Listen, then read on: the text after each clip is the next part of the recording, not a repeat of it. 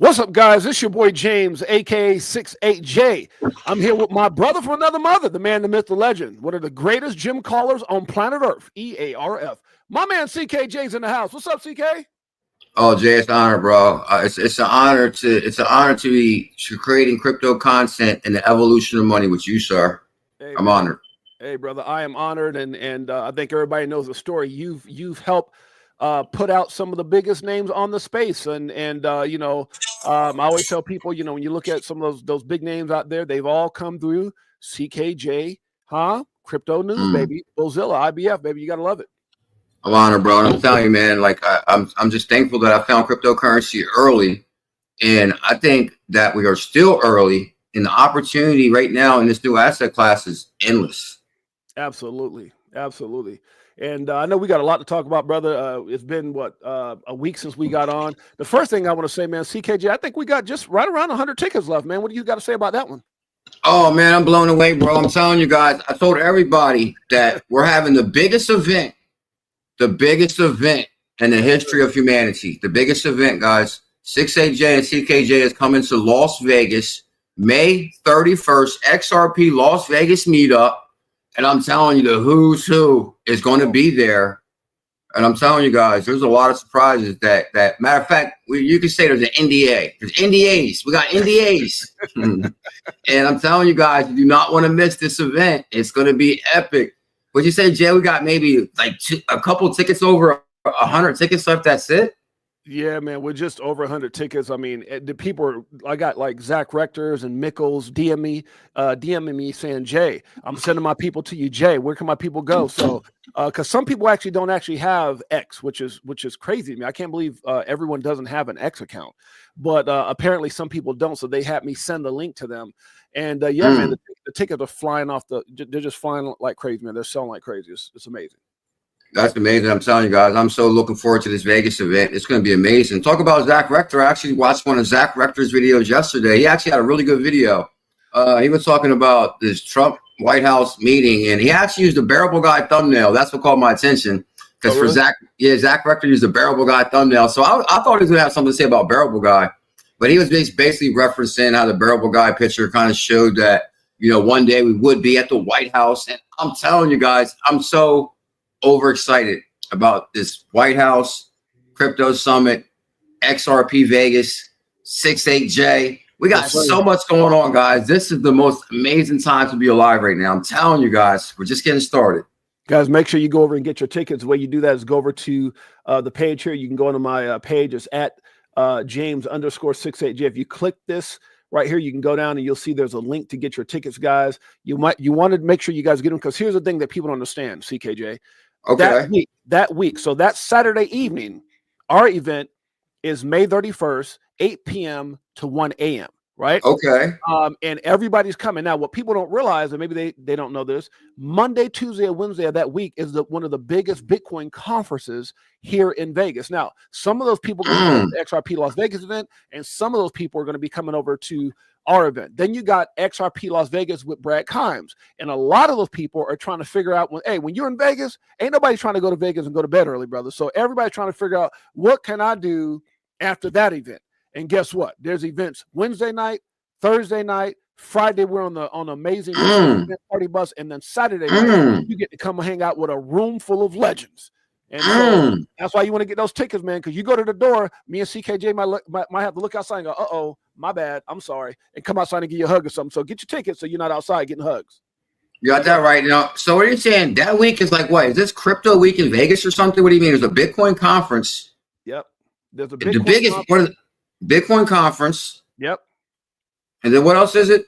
So there's a Bitcoin conference Monday, Tuesday, and Wednesday. And okay. A lot of people from the XRP community, a lot of people in crypto who are also going to be at Brad Kimes' event, like Jake Claver and many others, are going to that Bitcoin conference, because obviously a lot of us still hold Bitcoin. So a lot of people are going to be going there, and then they're going to be filtering people to the XRP Las Vegas event and all the evening events, which includes the biggest evening event with the most amazing, and I must say, sexiest people on planet Earth. Good Lord. Which is where we're going to be at May 31st at Club Ego. Is going to be absolutely insane. Some of the biggest names like CKJ, 68J, Zach Rector, Mickle, Linda P. Jones, Molly Elmore, Jake Claver, Ray Fuentes, we've got Rob Cunningham, we've got Armando Panjoya, and guess who's coming by, CK? I got the DM to prove it.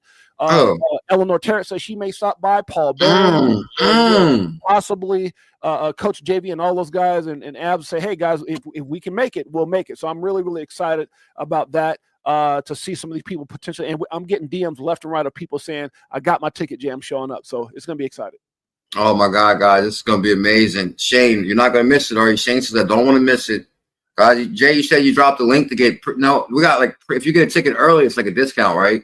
Oh yeah. You get that ticket early, man. It's a discount. You can actually go, I'll try to put the link in the chat right now. Let me see if I can do that. Oh, Shane says, I got my ticket. Oh, shout out to Shane. Shane's ready, bro. Oh, much love, Shane. I can't wait to see Shane. It'll be the first time I get to meet Shane. Actually, guys, this is going to be the first time I get to meet a lot of different individuals that I haven't had a chance to meet. Miss C's coming. Bullish Shane. I think Mr. Zam is coming. Steak and Bake Bully. I'm telling you guys, the who's who is going to be there. The who's who is going to be there. And real quick, shout out to everybody that attended the space last night. There was an amazing space. Mr. Zam, Team Green. A lot of different communities were there. It's just an amazing opportunity to, I mean, I learned about a lot of different communities last night. There was an amazing girl talking that almost made me cry. As a matter of fact, she did make me cry. But it was amazing. Shout out to everybody that attended that space last night. And shout out to everybody that's here right now. Make sure you guys smash that thumbs up. Subscribe to 68J. Subscribe to CKJ. Smash that thumbs up. Hit that subscribe. Oh, and there's a link for the tickets right there. Oh yeah, we're there, man. We got some, man. We got good Lord, we got 1,400 people live in just 6 minutes. Unbelievable. Good Lord. Oh yeah. Oh my goodness. Well, it seems like a lot of people they're gonna be standing out. They're gonna be in the parking lot at the Vegas event.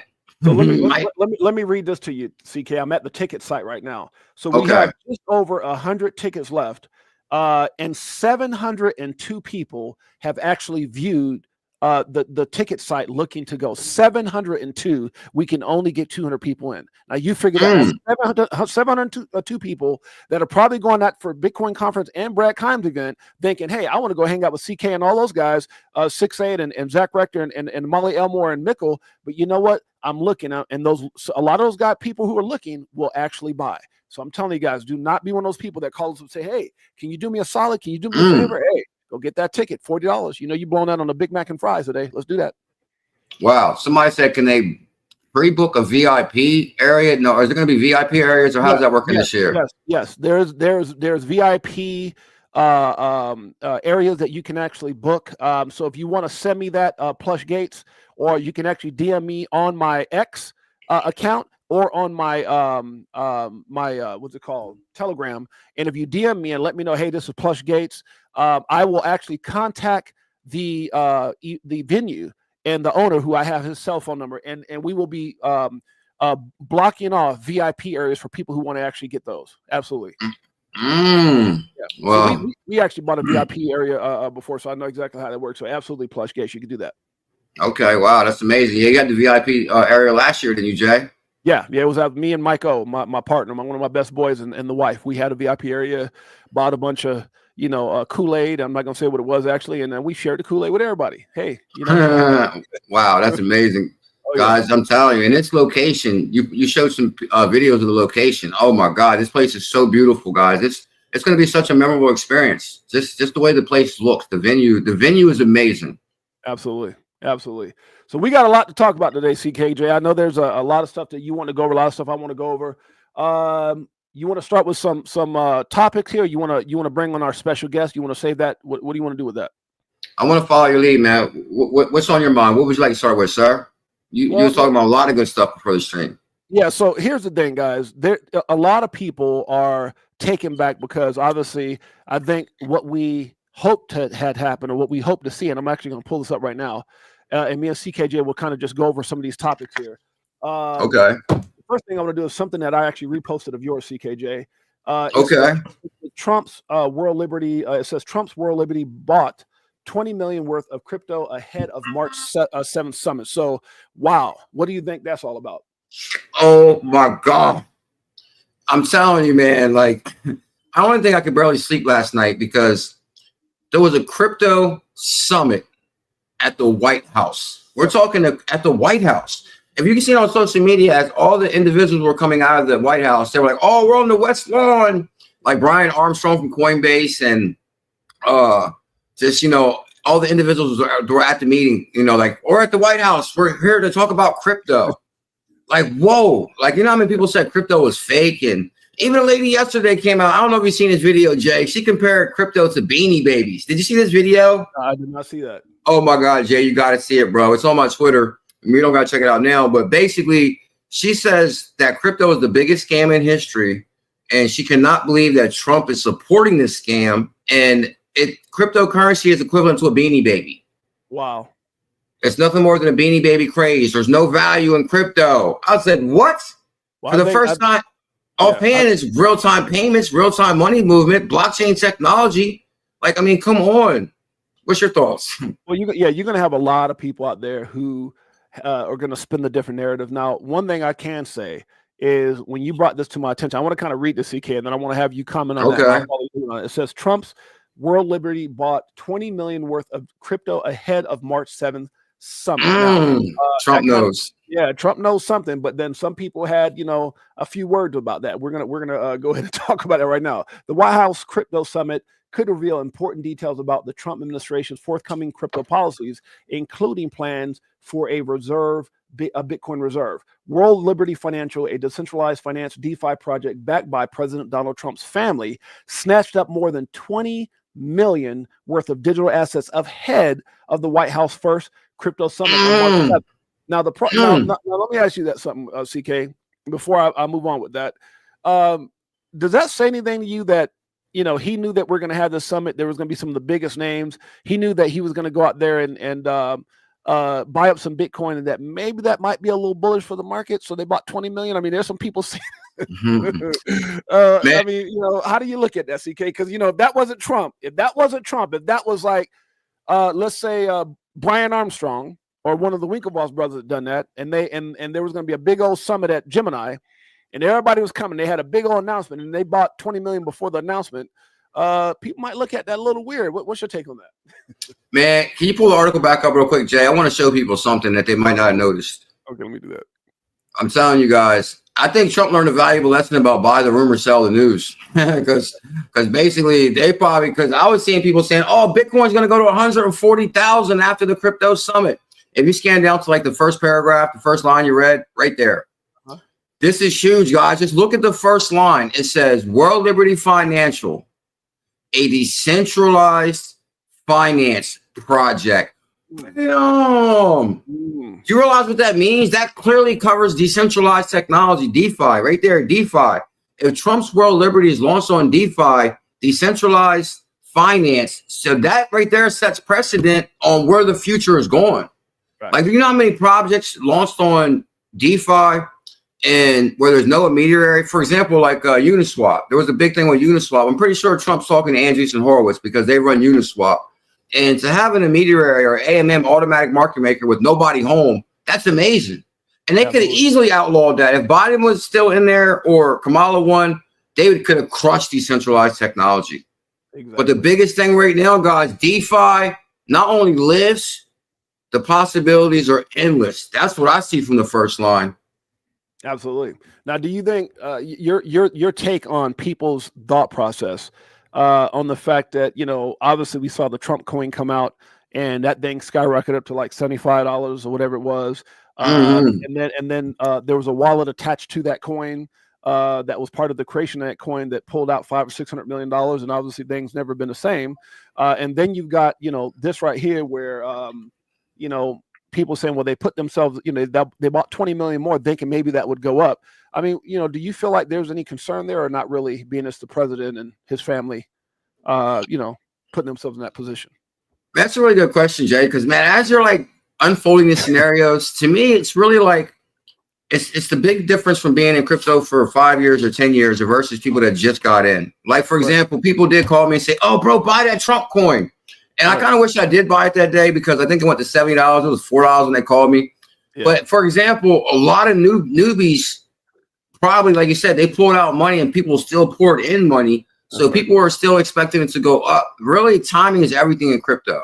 Like by the time the news is out and, oh, they did this, do that, it might be a little too late. So you want to be a little bit early, and it's kind of like buy the rumor, sell the news. Everybody thought the market was going to rocket tomorrow or after the crypto summit. And I mean, I didn't look at the charts today, but the market didn't go up yesterday. So it kind of like the market kind of actually opposite of what most believe.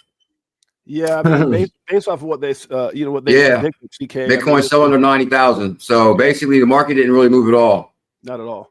Not at all. And it's kind of funny. I mean, I wouldn't say funny, but let's just use the word ironic. That a lot of people, and this is the video I want to play here in a second, CK. But it was they were basically Anthony Palomano and I can't think of it. I don't know if I butchered his last name, but and his guests, and they were talking about how Bitcoin maxis were so excited. Bitcoin. You know, you saw the Winklevoss brothers over at Gemini saying on X that there should be no other asset, not XRP, not anything. It should be Bitcoin. So a lot of them were kind of low key hating. Michael Saylor also said the same thing. Hey, Bitcoin. This is what I would do. I wouldn't put anything else. And then they kind of got what they wanted. But I don't think it's what they actually thought. So when Trump came out and said, hey, we're going to be holding what we confiscated, that's a lot different than what they anticipated, which is we're going to be buying a whole lot more using taxpayers' dollars. I'm telling you, man, when I was watching your show maybe like 2 days ago, and you was referencing like a backup, Brad Kimes, Digital Perspectives, right. Brad Kimes, he was actually referencing one of his tweets. And that's why I used to really like Brad Kimes when he was my backup on the show, because he would come out with these amazing, elaborate comments. And that one comment he made about Bitcoin maxis got upset for the first time because they know they don't have an unfair advantage no more. Like, for example, when Trump came out and said, oh, we're bullish on XRP, Solana, and ADA, them Bitcoin maxis had a heart attack. Like, oh, my God, you forgot Bitcoin. And Brad Kimes did sum it up, man. I think the best answer as far as like, oh, they're feeling the pressure. Now it might be a level playing field. It's a new day in crypto. And Trump is bullish on memes, and Trump is bullish on DeFi. And if anybody's hating on either one of those because of Trump, really, they didn't vote for Trump. They're just using any excuse to outlash at the greatest president in the history of humanity. I agree. I was trying to figure out if I can find the one that you were talking about there. Oh, man, that's sweet, man. That I'm telling you, Brad Kimes used to put, like, when he was just in my stream only, he used to put amazing comments like that. And like, so me and him had like a little flow going for a while. And then I would read his comments. He'd have some good stuff to say. And I was like, maybe Brad Kimes, maybe you should start a channel, bro. You are kind of good. And then, Star was born. Well, let me put on these two of these things, and then we can go ahead and make comments on them, CK, if you don't mind. I'm gonna put Anthony Palomalo and have him. Is that how you say his last name? Let me see. Let me see if out here. Pomp is the biggest XRP hater in the world. Don't get it wrong. I'm telling you, back in the day, he did an interview with Brad Garlinghouse, and he was hating on XRP the whole interview. I don't know if he switched. I don't know if he loves X. I don't know if he's pretending like XRP now yet, or the latest scenario with him. He ain't showing no love, but it was just a couple of things that he had said with the gentleman that was on, and see if we can play that and maybe make some comments on it real quick. Okay, here we go. With Jordy Visser. All right, Jordy, I thought a great place to start the conversation is the market's freaking out right now. And I think a lot of people see it as it's throwing a temper tantrum over the tariffs. Maybe that's some of it, but I think you've got some unique views coming from kind of the hedge fund world that you came from. So explain what you think is happening right now as to why asset prices are selling off and the market seems to be freaking out. Yeah, I think the best place to start this is that almost every survey I had seen with inside the hedge fund community and just research that I read, in the question of, do you think the tariffs will be kept on? It was less than 30%. So I think the way I approach markets is they're building in a higher probability that tariffs will stay on because he's had multiple chances now to respond. So the market is searching for the pain point, which it always does. And when it finds the pain point with the administration, which I think at some point the market's going to have to go much lower, just to see. And so if everyone believes, including the administration, is serious, which they seem very serious about this, they're willing for there to be pain. In August of 22 was the last time I heard an official say there's going to be pain. And that was at Jackson Hole when Jerome Powell said, you're going to feel some pain. There will be pain. In the markets, there will be pain. I happen to believe that it's a very different scenario and that the tariffs are not going to actually accomplish what they want. I know you have a different view, but that's where I'll start this. So there's more to that, CKJ. Do you think the tariffs are the reason that we're not having the type of upside momentum, especially with, some of the things that Trump had promised, hey, we're going to make crypto the capital of the world, Bitcoin the capital, as far as America, and then things go on the opposite way? Because don't you agree that news yesterday, even for Bitcoin maxis or anybody invested in Bitcoin, you'd think it would have moved the price up in a positive way? But could tariffs be the reason, the fear of tariffs keeping us down? Man, believe it or not, I think I got maybe a good answer for this. Okay. For one thing, the way he's talking almost makes me want to cry. And I'm talking happy tears, because with no pain, there is no gain. Like, we need pain. We need real pain. If we're going to be rich as we want to be, or make all the money that we're going to make, we need prices to go way lower. How low can we go? I'm telling you guys, I love the dips. I've been in crypto 10 years. So, and I'm telling you guys, the more the pain, the more the gain. And I'm telling you, I know people want to be rich tomorrow morning. Oh, I'm telling you, you're not just going to crypto. It's not like that. That's not reality.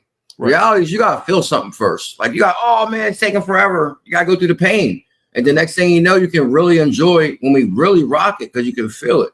But the thing is I think crypto is still a very nascent, or for small. Even though we got the president talking about it, it just doesn't mean like, oh, the president's talking about it, like, let's go buy crypto. Right. This is still a very, very, very small market. We're only at what, $1 trillion, $3 trillion, $2 trillion. Right. And that's newly, so, I think look at BlackRock. What's it like? They're a $1 trillion company in themselves. Right. One company's worth $1 trillion. We don't even have a crypto company worth $1 trillion yet. The market is just still so small. Right now, we got all the opportunity in the world. You see, Trump is buying $20 worth 20. Liberty's buying crypto because they know what's coming. They know what's coming. Now, they wasn't buying it because, we think it's going to rocket right after the summit. They're buying it because we know that this is going to the moon. Okay, I like it. I want to go over one more thing that they actually discussed, and it was talking about that right there. There's something interesting that they had said, and I'm gonna see if I can catch it. I believe I paused it right there. Let me put it right back over there. Hold on. Portfolio. Now, at the same time that maybe the stock investors are freaking out and a little worried, there's euphoria in Bitcoin land because they got the strategic reserve. We saw this week Trump sit in the Oval Office, sign it. I think David Sachs' phrase was, "It is a digital Fort Knox for digital gold." What is your take on the strategic reserve, and maybe also like why the price of Bitcoin actually went down rather than up on the news? Well, in terms of whether it's a good thing or a bad thing, I believe the announcement they gave is good for Bitcoin and everyone should be happy. It's not maybe what everyone thought they would announce in terms of buying it, but I think we keep moving in the direction that I think you and I both agree with, which is if you're going to hold analog Bitcoin in the form of gold, you should be holding digital gold. And I believe that that's a perspective that more and more companies and countries around the world that have done it have seen the benefits. And I happen to believe that this is going to be a good thing. I think the announcement itself, the reaction was negative, gets back into that thing of people hoping that we're going to announce it, we're going to go buy it.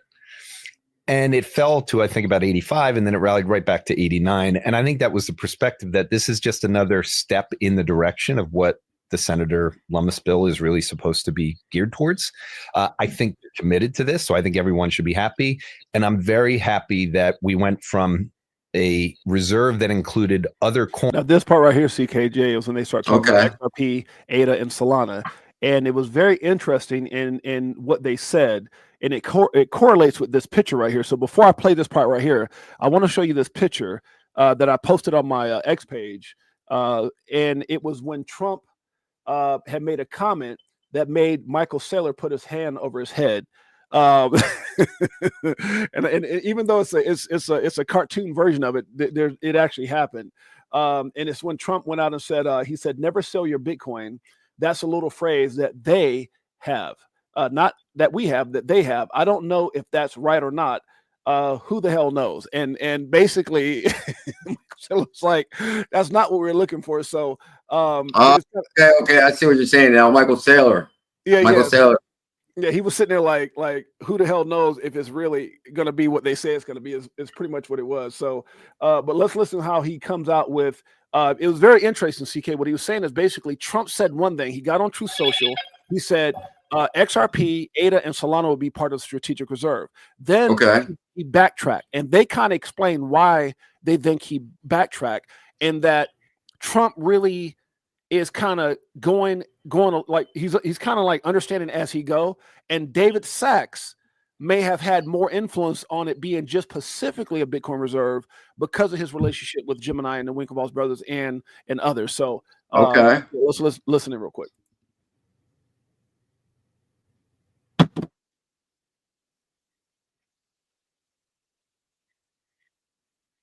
I like how you can play clips on your program.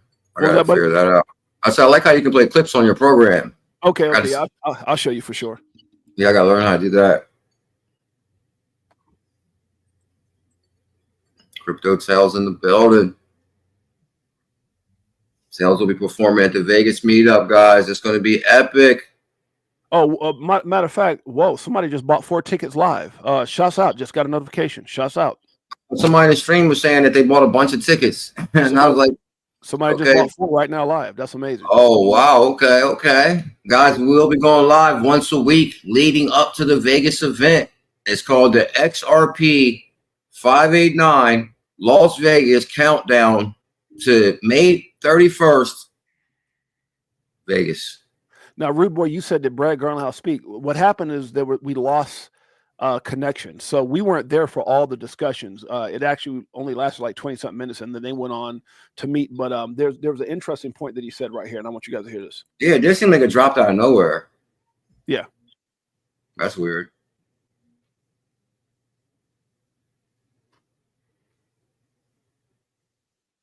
Can you see the clip? We can't see it right now. I think you gotta switch the screen back. Oh, y'all can't see it. All right, my bad. Let me see. My bad, guys. I'm sitting here. I got it on like everybody can hear it. Right. And so. Oh, no. We can't hear it either. Okay. So we could. Now we can see and hear it. Okay, perfect. Think about 85, and then it rallied right back to 89. And I think that was the perspective that this is just another step in the direction of what the Senator Lummis bill is really supposed to be geared towards. I think they're committed to this, so I think everyone should be happy. And I'm very happy that we went from a reserve that included other coins, and we've now settled on Bitcoin. I think you and I are completely aligned on this, that I don't understand. If you want to have a stockpile of other stuff that you end up accumulating on for whatever reason, great. But in terms of a reserve asset for the country, Bitcoin is the only one that I think should be in it. Yeah, what's interesting to me is you put business people into positions of power and influence in the administration. And I think what they've learned over time is, like, if you get a financial asset through confiscation or criminal investigations or whatever, one like very easy change in maybe approach. Don't sell financial assets for dollar assets that are guaranteed to lose value over time, right? And so, hey, we kind of don't care what coins we confiscate. We're just not going to sell them. And maybe they go to zero, maybe they go up. But like that, to me, is much more of a risk taker mentality, which coming from business people, kind of makes sense. But the Bitcoin executive order, there is this language in there that says that the Treasury Secretary and the Commerce Secretary have the ability to find budget neutral ways to accumulate more Bitcoin. And there's rumors that we could revalue the gold. There's rumors that we could sell off the reserve of cheese. There's things where there's like $40 billion or so sitting on the sidelines in some sort of like a fund that people. Anyways, it's taking way too long to get to what I want to get to, but there's a part where they talk about how Trump went out and on Truth Social and posted about XRP, ADA, and Solana, but then retracted that and then created a stockpile. Why do you think that that's the case? Why do you think they went just Bitcoin strategic reserve and then they kind of backtracked? So Trump said one thing and they kind of explained it. I don't know what part this is, but they were basically saying Trump said one thing and then he probably got some people in his ears that said, oh no, let's just make it only Bitcoin and then put crypto in a different category, which is a stockpile. You think that, what are your thoughts on that, CK? I think, actually, I remember following this a little bit because I remember seeing all the Bitcoin maxes crying the next day that Bitcoin didn't get announced in his first tweet. Right. To me, personally, it looks like Trump controls his own Twitter. and he was excited about announcing XRP, Solana, and ADA. And that's what they even said it. They said, we already talked about Bitcoin, Ethereum. Like, okay, so now we're announcing XRP, Solana, ADA also. Like, you guys already know Bitcoin, Ethereum is in. Well, I didn't know Ethereum was in there. But as far as like, we know Bitcoin, he's going to do a strategic reserve for Bitcoin. But I just thought he was adding more additional altcoins. But then he had to go back and say, oh, okay, yeah, Bitcoin too. Also, absolutely. But also his son tweeted, said, you guys are looking into this too much. And that's how crypto people are, though. They look into something way too much.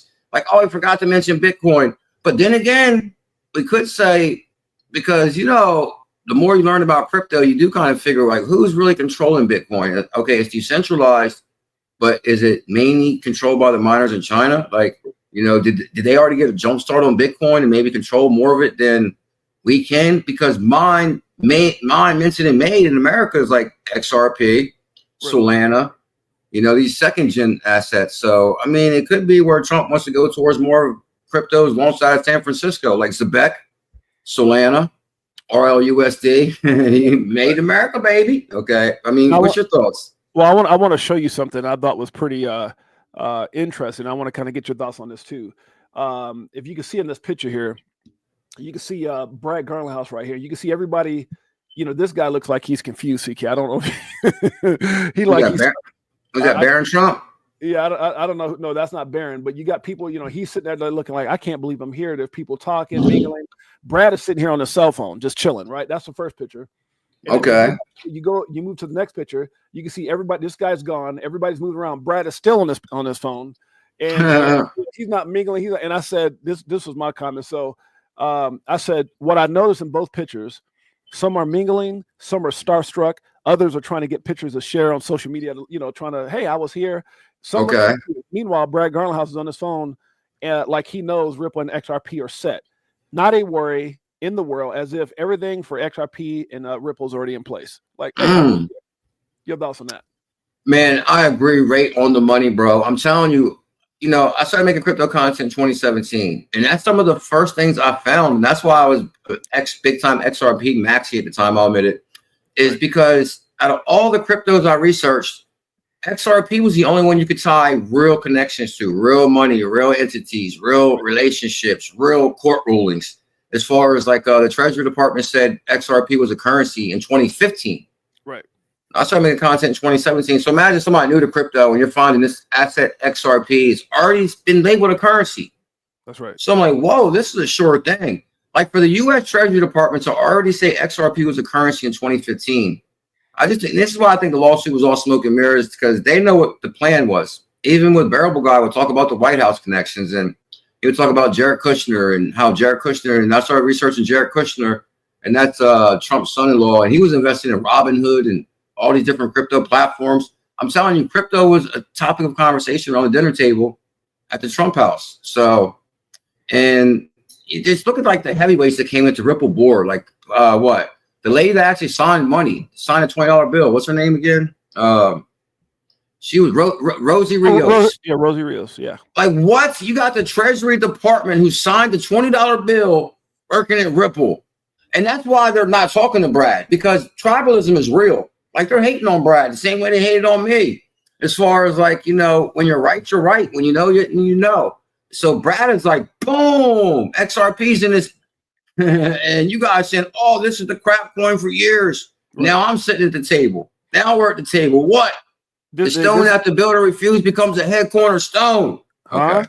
Now this is pretty interesting. By Tyron says USDT is being delisted on Crypto.com, Binance, Kraken, and Coinbase soon. Now I believe this is in the UAE, if I'm not mistaken, right? It says, well, all that money has to go somewhere, or LUSD. And I don't think people realize, even though Trump says no CBDCs, people don't understand the magnitude and importance of stablecoins, CKJ. And there was a comment that was made yesterday by, is it Besson? Is that the guy's name? I want you guys to hear what he had to say as far as the importance of what's happening right now with stablecoin, CKJ. Let's check it out.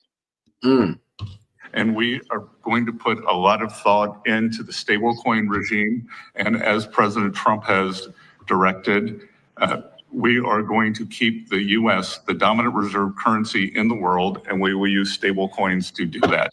Woo! They're going to use stable coins to do that. Now, I don't know about you, CKJ, but with the fact that USDT is having so many issues globally, and the fact that they've avoided audits over the, me and you, I've been in this thing since 17. You've been in probably a little before me, but we know that Tether's been under the microscope for some time. So that's, obviously that could put USDC at the forefront. And who's coming up strong that already has a huge relationship with Trump? That's Ripple and RLUSD. Your thoughts on that? Bro, that's so huge, dude. And that's what I've been telling everybody for a while too, as far as like the second I seen that Coinbase Europe was going to delist USDT, I knew there was a plan with RLUSD. And that's the thing, like a lot of times you can read between the lines on what's going on. And that's another thing like that used to not bother me, but I mean, it bothered me back in the day that everybody would hate on Coinbase. I mean, don't get me wrong, I wasn't a Coinbase fan. The fees are ridiculous also, but they were like on Coinbase hard when they delisted XRP. Man. And they would harass Brian Armstrong, and they'd be on every one of his tweets. He couldn't even post no more. The XRP army was crazy back in the day, and you couldn't even live nowhere hating on them. But the thing is Ripple, Coinbase, and Andreessen Horowitz has always been connected since day one, and I've always said that since 2017. And for them to start delisting the USDT, that clearly shows it. And now they're going to be more or less moving towards compliant stablecoins. Like, come on now. Like, who's the most compliant company in the world? Ripple. So facts. And no, I'm glad you brought that up, because look, I have Coinbase. One of the first platforms I started to use. Our coin Shikaka is built on Base, right? So, obviously, nothing against Coinbase at all. I mean, I think a lot of people were frustrated when it was a time, but you have to be understanding, because a lot of these companies didn't want to tangle with the SEC. So they delisted, they did whatever they felt was right.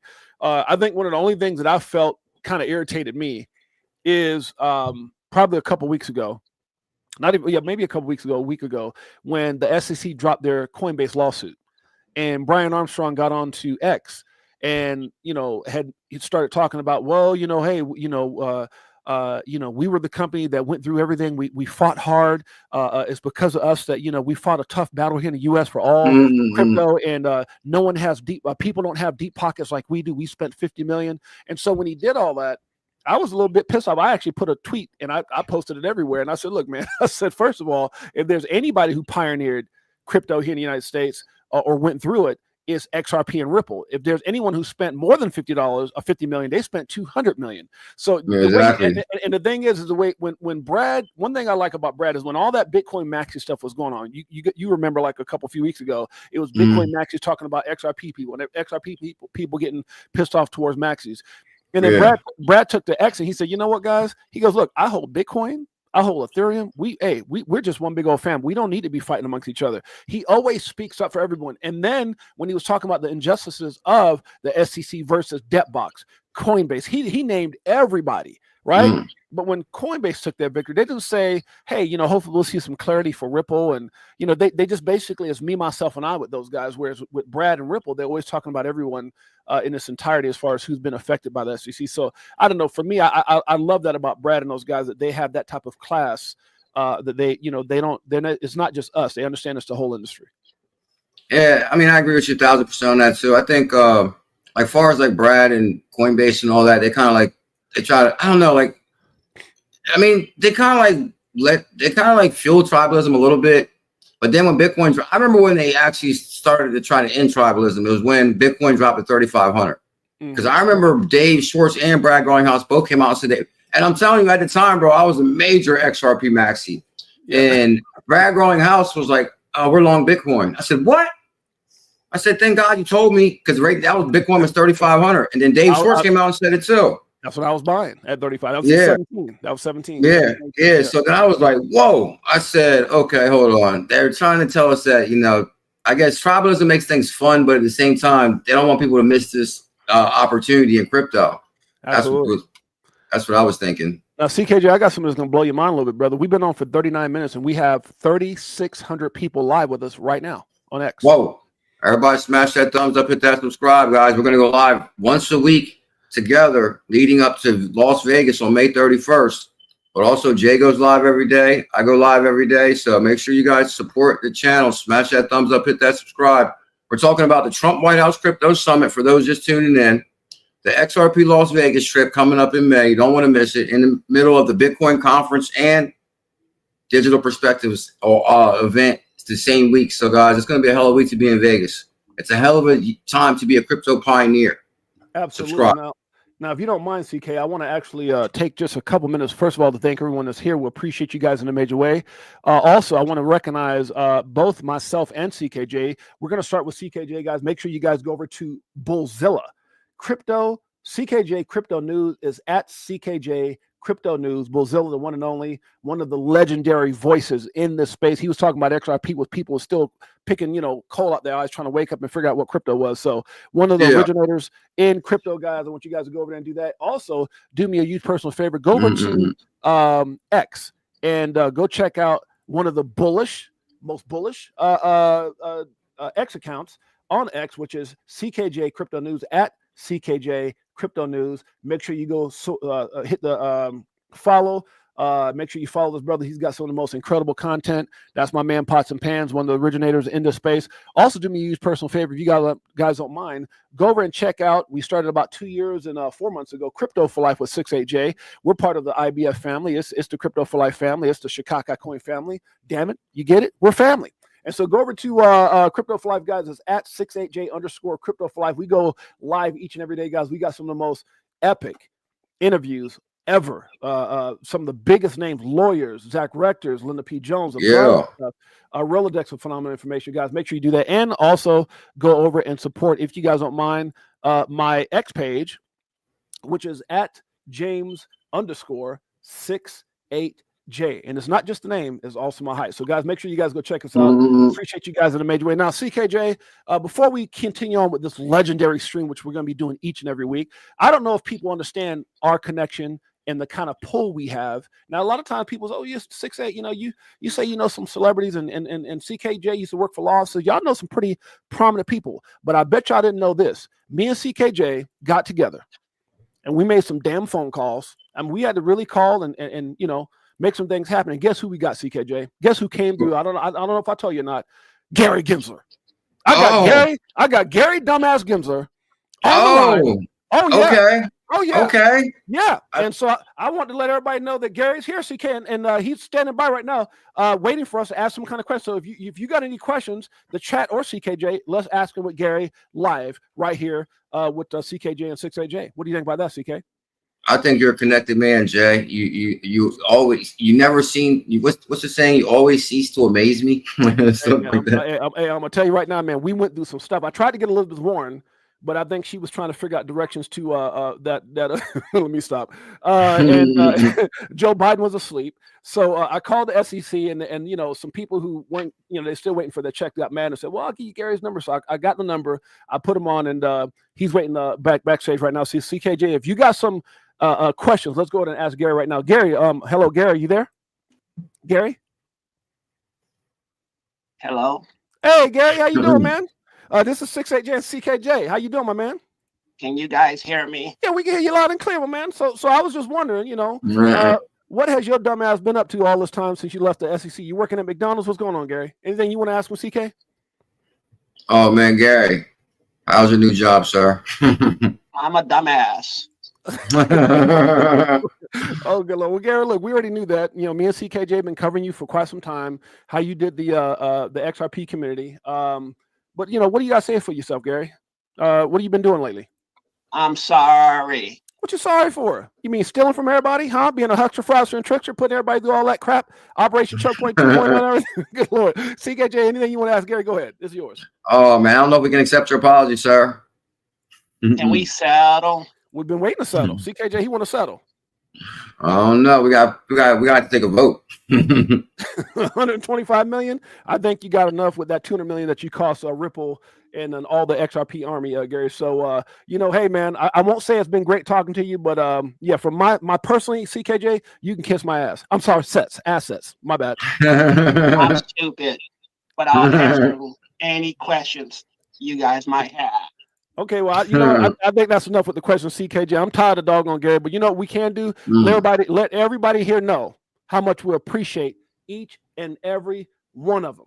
And the only way that I know how to do that, CKJ, and I know that you love this brother as much as I do, is saying, you know what? Guess what? This is for you. Crypto Tales, Crypto for Life, IBF, Chicago, greatest family on planet Earth, EARF. Woo!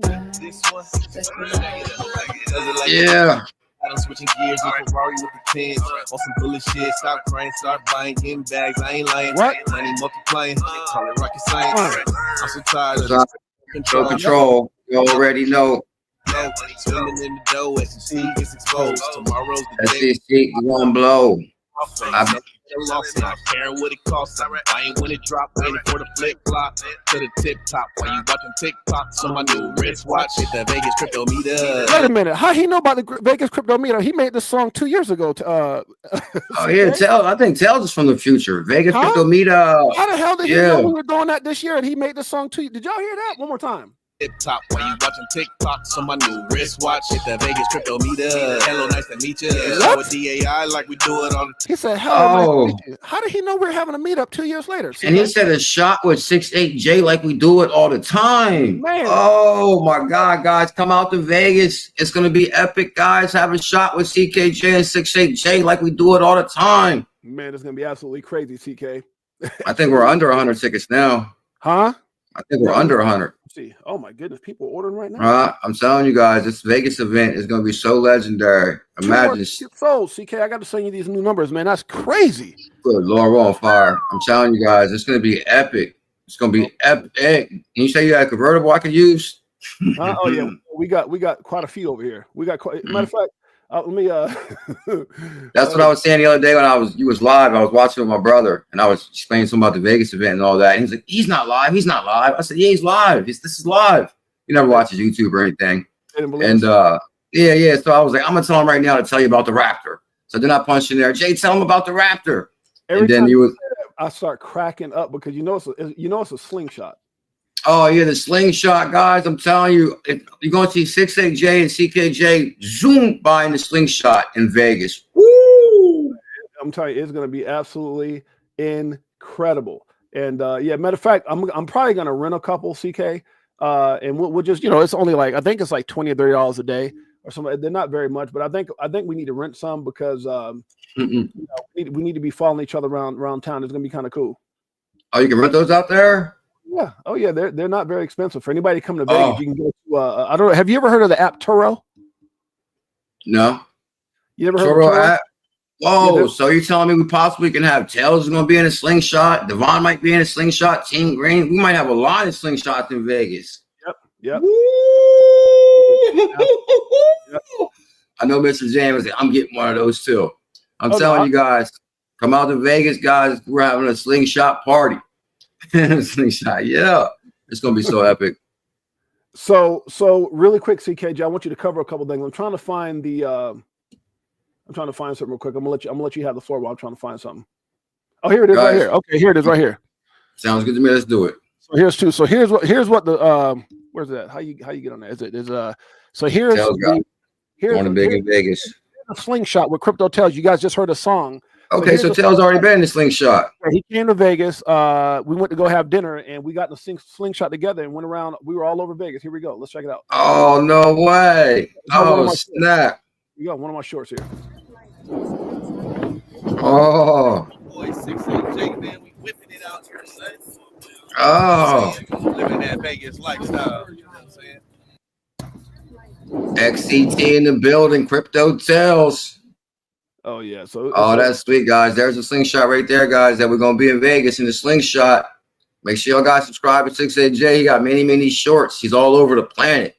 And I was trying to find another video that shows a better thing of the slingshot. But yeah, we're gonna rent some. Maybe what we'll do is do like a slingshot. I wouldn't say we're not gonna do a giveaway yet, not until the XRP gets up.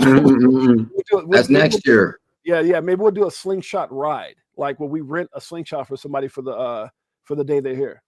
That might be. Oh, yo, I'm telling you guys, that's what I'm saying, guys. There's going to be so much more going on with this event we're having in Vegas. We're having food, Tails is going to be performing. We're having food, performance, an amazing lineup of guests. The who's who is coming, and I'm telling you guys, it's gonna be epic. And to just to vibe off of each other's energy. As a matter of fact, one of the guys I watched last night said something amazing. I think we're a lot more energy and vibrational and frequency individuals than meets the eye. Yeah. He said, when I walk in the room, he said he doesn't care if it's a man or woman or anybody. Everybody stops and stares. He says they feel his energy. They can tell he's somebody. They feel his passion. And he says, I walk in the room, everybody stares. And that's not true of like, something happens. You can feel the energy. You can feel the morale change. It's like, I'm telling you, I think we got more power within us than we believe. So, guys, come out to Vegas. Feel this energy.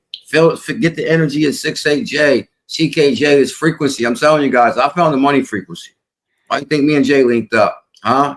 Here it is right here. Here it is right here. I found it.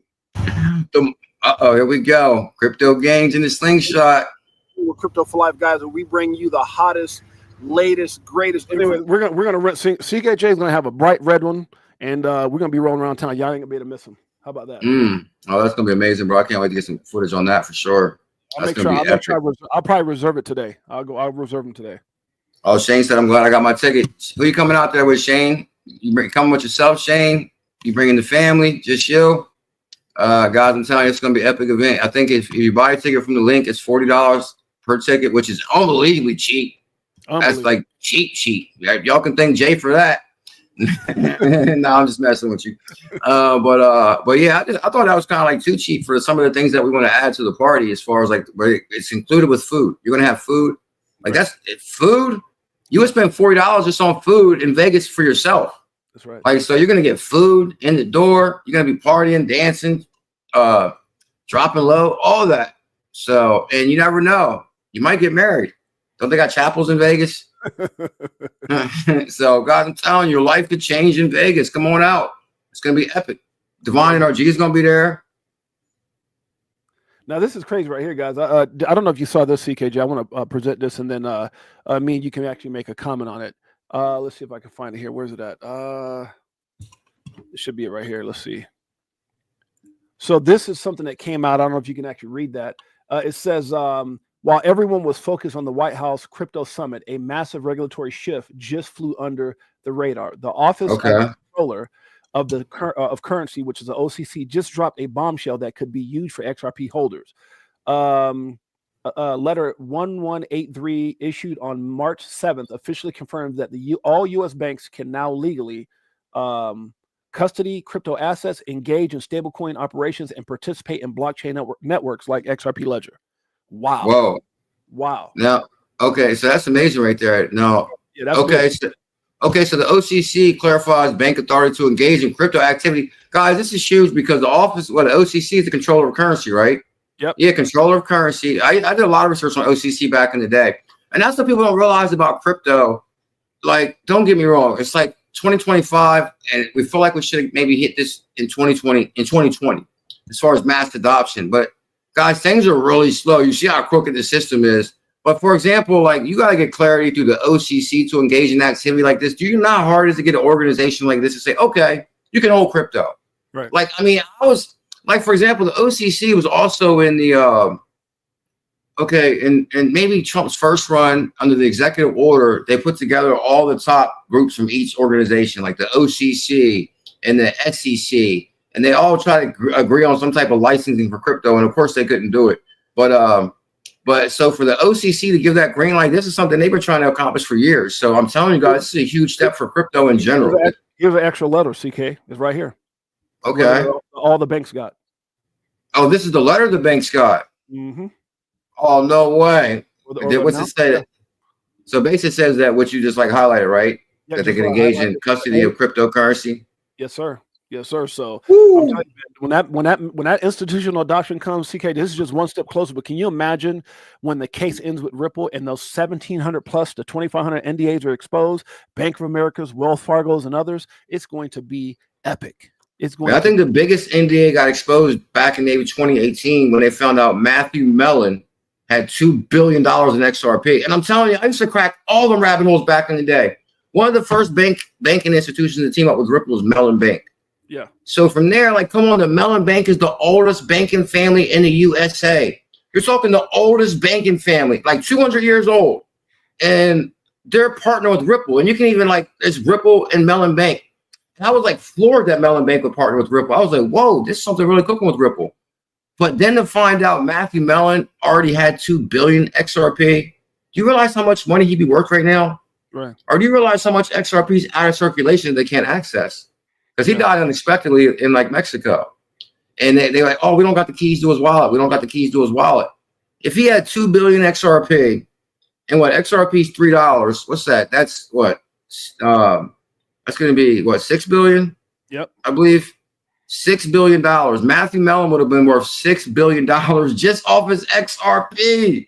And that's not even talking about his little trust fund that he gets every month. He might be worth more than the Mellon family just off his XRP investment. That's crazy. They knew what was coming. And I'm telling you guys, that clearly is insider trading to me. I don't care what they say. Like, why was Matthew Mellon sitting on that much XRP? Absolutely. Now, I got a question for you, CK.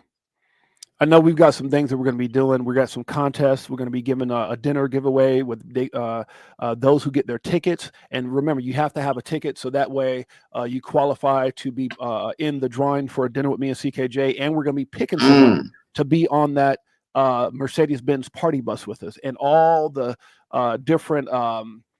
We're going to have one lucky person is going to be on there with me, you, Zach Rector, Linda P. Jones. They've all confirmed. Mickle, they all confirmed they're coming on the party bus with us, right? So it's going to be, we did it last year. So it's going to be absolutely crazy. This year, we're paying for it. But last year, it was for, by Fruition Productions. Now, I had a thought. The other night, I went up in a room, and the wife was watching this show. I said, I wonder why we can't implement that for our XRP Las Vegas meetup 2025. And I want to run it by you, but I want to do it live. And I hope you don't get upset with me, if that's okay. Okay, so let's do it. Is it okay if I ask you live? Ask me what? What are you saying? Hold on. Once you mention Zach Rector's name, man, I'm telling you, I'm like excited to see Zach Rector. I just want to say, like, we got the event from 8 p.m. to 1 a.m. Okay. And I'm thinking somewhere in there, we can maybe take 30 damn minutes and maybe have our own. My wife was, the other day I walked in and she was watching a show called The Bachelor. And I'm thinking that maybe we can have the Crypto Bachelor featuring I'm just saying, what do you think about that one? We do something like that? I'm just saying.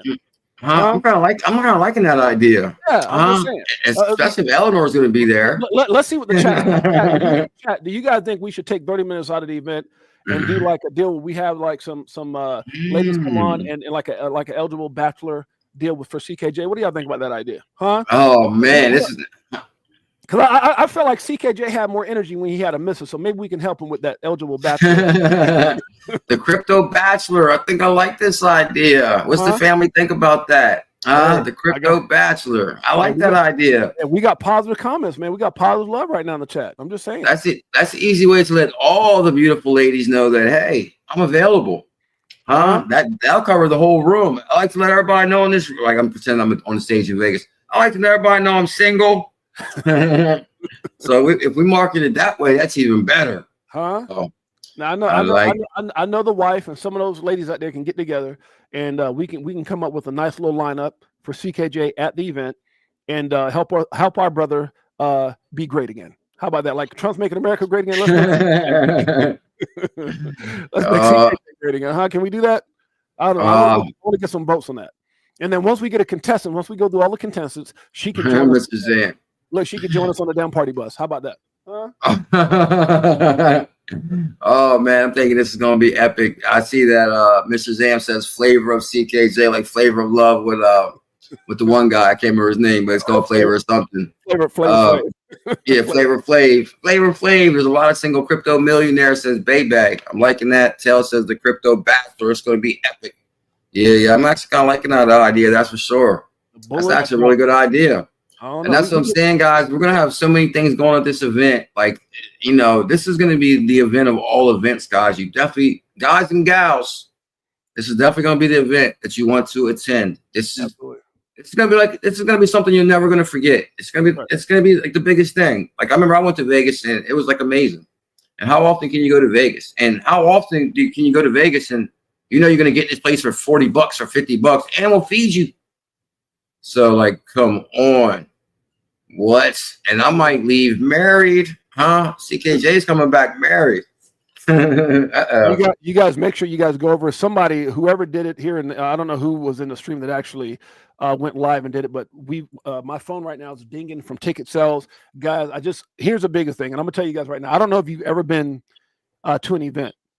Imagine going in and you've got the who's who, the greatest names, the most amazing people in this space, and you can't even get in.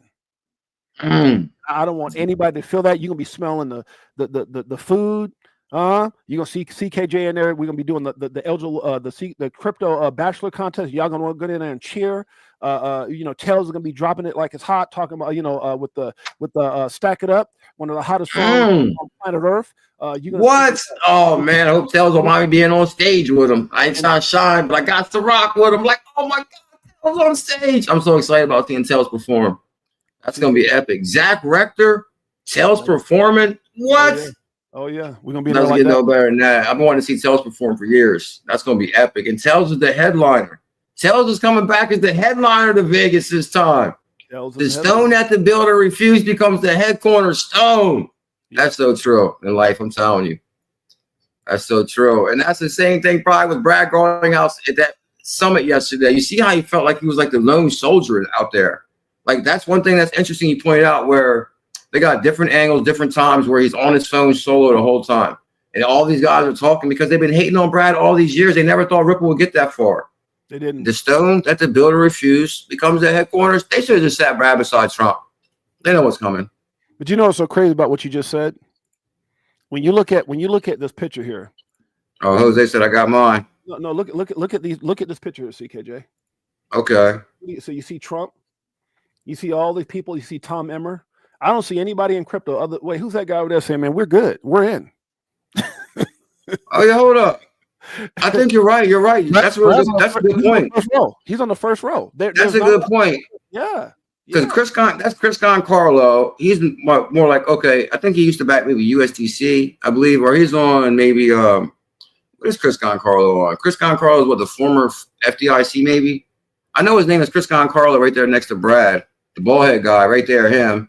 But other than that, okay, you got Tom Emmer, who basically bulls on crypto. I know Tom is probably the happiest guy in the room right now because Tom has been the loudest advocate, as far as elected official for crypto.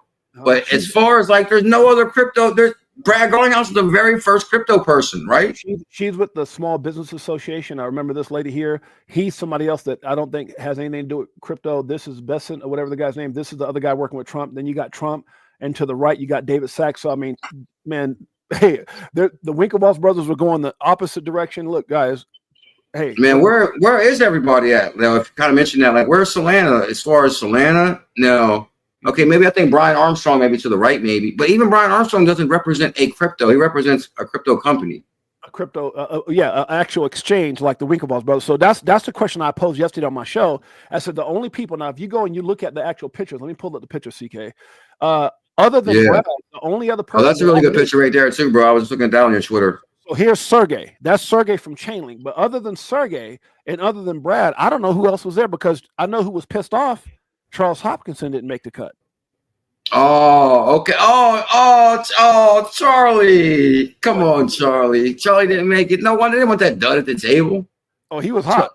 Charles, I bet he's always hot. He's like fake as hell. Like first he hated XRP, now he loves XRP. Man, yeah. Come on, Charles, stop that. That's why he didn't get invited because real recognized real. There's a better picture right there, CK. He's all right, but he's not real. I don't know who these guys are right here. But there's Sergey, and there's Brad, there's Trump, and then obviously you got the Winklevoss brothers, and Michael Saylor is over to the right here as well. Okay. But yeah, I mean, it's and the only person they're missing from this whole round, this table event, they should have had me there. They needed me at that event. I could tell. They needed Brad is a boss. They need somebody there that's real, like real. Like I could tell. I mean, don't get me wrong, Brad Garlinghouse, he's cool. I mean, he's a real dude. I think he was texting you there saying, CKJ, where you at? Something like that. Oh, yeah, we need you, bro. I need you for backup. He said we need the bear. Bring Bearable Guy and bring CKJ here. Yeah, what's his name? I'm trying to see if I can find that video. Let's see if I can find it here. Yeah, but that's amazing. Man, what about that, dude? What's your thoughts on this right here? This is pretty interesting to me. I showed this yesterday, and this is Sam. Okay. Tucker Carlson was asking, what's his name here, Sam Bankman-Fried, how was prison? And do you know he's actually in the same cell as Diddy? No, here's what people don't realize, guys. Maybe people, because I don't think I've covered this on my channel yet. As far as I don't know if you covered it on your side, but guys, this is Sam Bankman-Fried's first interview from jail. Yeah, and he's sentenced to life. And I mean, like, don't get me wrong. I'm not here to debate what he did was right or what was wrong, but life, like, you got life, bro. Like, I mean, yeah, he got sentenced to life. Oh my God. I mean, yeah, he got life, and I don't know, we got like 30 years. I mean, basically like a life sentence, 30 years of life, something like that. But the thing is, I mean, did you hear what he said though, CK? Because when I heard this, I ain't gonna lie. Everybody got repaid. Anybody that filed the bankruptcy proceeding, everybody got their money back, and plus some. Like the investments that he made big money on some of that. A lot of people don't realize he invested early into a lot of these companies, and they made big money. So they was easily pay back the people that didn't get their money. And I just think that, I mean, I believe that he was trying to play the markets too much. Like he knew, like if we would have had a bull run, he could have pulled himself right out the hole and paid everybody quickly. But they knew when to get him. Like they played him. As far as CZ came out and said, "Oh, I'm dumping my FTT." In the bear market, like, come on, they knew what they were doing. They were setting his ass up. Matter of fact, the man probably called CZ and was like, "Listen, it's gonna be you or it's gonna be Sam. What you gonna do?" "Oh, I'll announce I'm gonna dump my FTT right now. Y'all can get Sam, but go CZ. But you're still gonna have to serve a little bit of time, maybe 90 days." That's exactly how it happened. I guarantee it. Let me ask you this: a lot of people feel like CZ was working. He's an informant since the beginning. How you get 90 days, CZ? And don't get me wrong, I'm a CZ fan. A lot of people feel like Sam Bankman-Fried was just one of others. Like he was used. Like there's other people behind that. Like people saying his parents and others. What do you think about that? You think there's bigger people and he's just a fall guy, or do you? Think definitely fall guy, no doubt about it. Because I know the law a lot, and he hired Sullivan and Cromwell as his attorneys, and they were the ones that were telling him everything was fine and all this other stuff, and then all of a sudden they took over the bankruptcy proceedings. The same lawyers that represented them are the same ones that took over the bankruptcy proceedings, and they paid themselves. And I'm telling you, it was crazy, man. I bet that whole thing was so damn illegal. The whole process was illegal. I don't know what's legal today, and much is not legal. Everything is illegal. It's the same thing as, like, for example, like Richard Hart. Like, oh, we're ready to lock Richard Hart away. It sees all his goods. Oh, now you're free. Hey, it's crazy. It kind of depends who's in office, depending on your outcome of your life. Isn't that crazy though? That's crazy how that works out. Yeah, that is big time crazy. Yeah, was anybody's thoughts out there about the whole SBF thing? Like, my thing is, man, me working at law office, I don't like really seeing people incarcerated like that. But the thing is you know, there's a lot of people that we want to see him in jail. Yeah. And I mean, if he did wrong, then of course you got to do the crime, you got to do the time. But at the same time, I don't know, some things are questionable. I don't know. My heart kind of went out to the dude. I mean, I think I'm kind of like you see as a person. I think somebody had said somebody said 27 years. I'm not sure what the actual number is, but look, I'm gonna tell you like this: 27 years of your life, look, even 27 weeks, 27 damn days behind a cage like a dog. That just and did you actually hear the interview or no? I mean, I think when it first dropped, I think you were live at the same time. So I was trying to watch that and watch your live at the same time. Your live was really good that day. So I think I didn't get to finish the damn thing, but I was watching your show. 2 minutes, and it's just 2 minutes of him saying how he's doing. Let's listen to it real quick. Let everybody see. Okay, sounds good to me. 2 minutes of how Sam Bankman. He said he's hanging out with Diddy. He said Diddy's a pretty cool guy, and he says that he's playing dominoes with a bunch of criminals. Let's listen in. Are you hanging with Diddy? I think he's in there with you. He is, and it's, I don't know, he's been kind. I've made some friends. It's a weird environment. It's sort of a combination of a few other high profile cases and then a lot of ex-gangsters or sort of alleged ex-gangsters. Yes. Definitely alleged. So what's Diddy like? Obviously I've only seen one piece of him, which is, Diddy in prison. And, he's been kind to people in the unit. He's been, it's a position no one wants to be in. obviously he doesn't. I don't. As you said, it's kind of a soul crushing place for the world in general. And what we see are just the people that are around us on the inside rather than we are on the outside. Oh, I'm sure. And you're two of the most famous prisoners in the world in the same unit. What do the armed robbers think? What's the odds? Well, it's a really interesting question. And of course, some of them are, I think are thinking like, wow, this is sort of a big opportunity, like, to meet people they wouldn't otherwise get to meet, which is what man, how do you laugh at a brother when he's in prison? That's crazy, man. It shocked me the first time I heard that. Right? It makes sense from their perspective, but like, boy, is that not how I think about prison.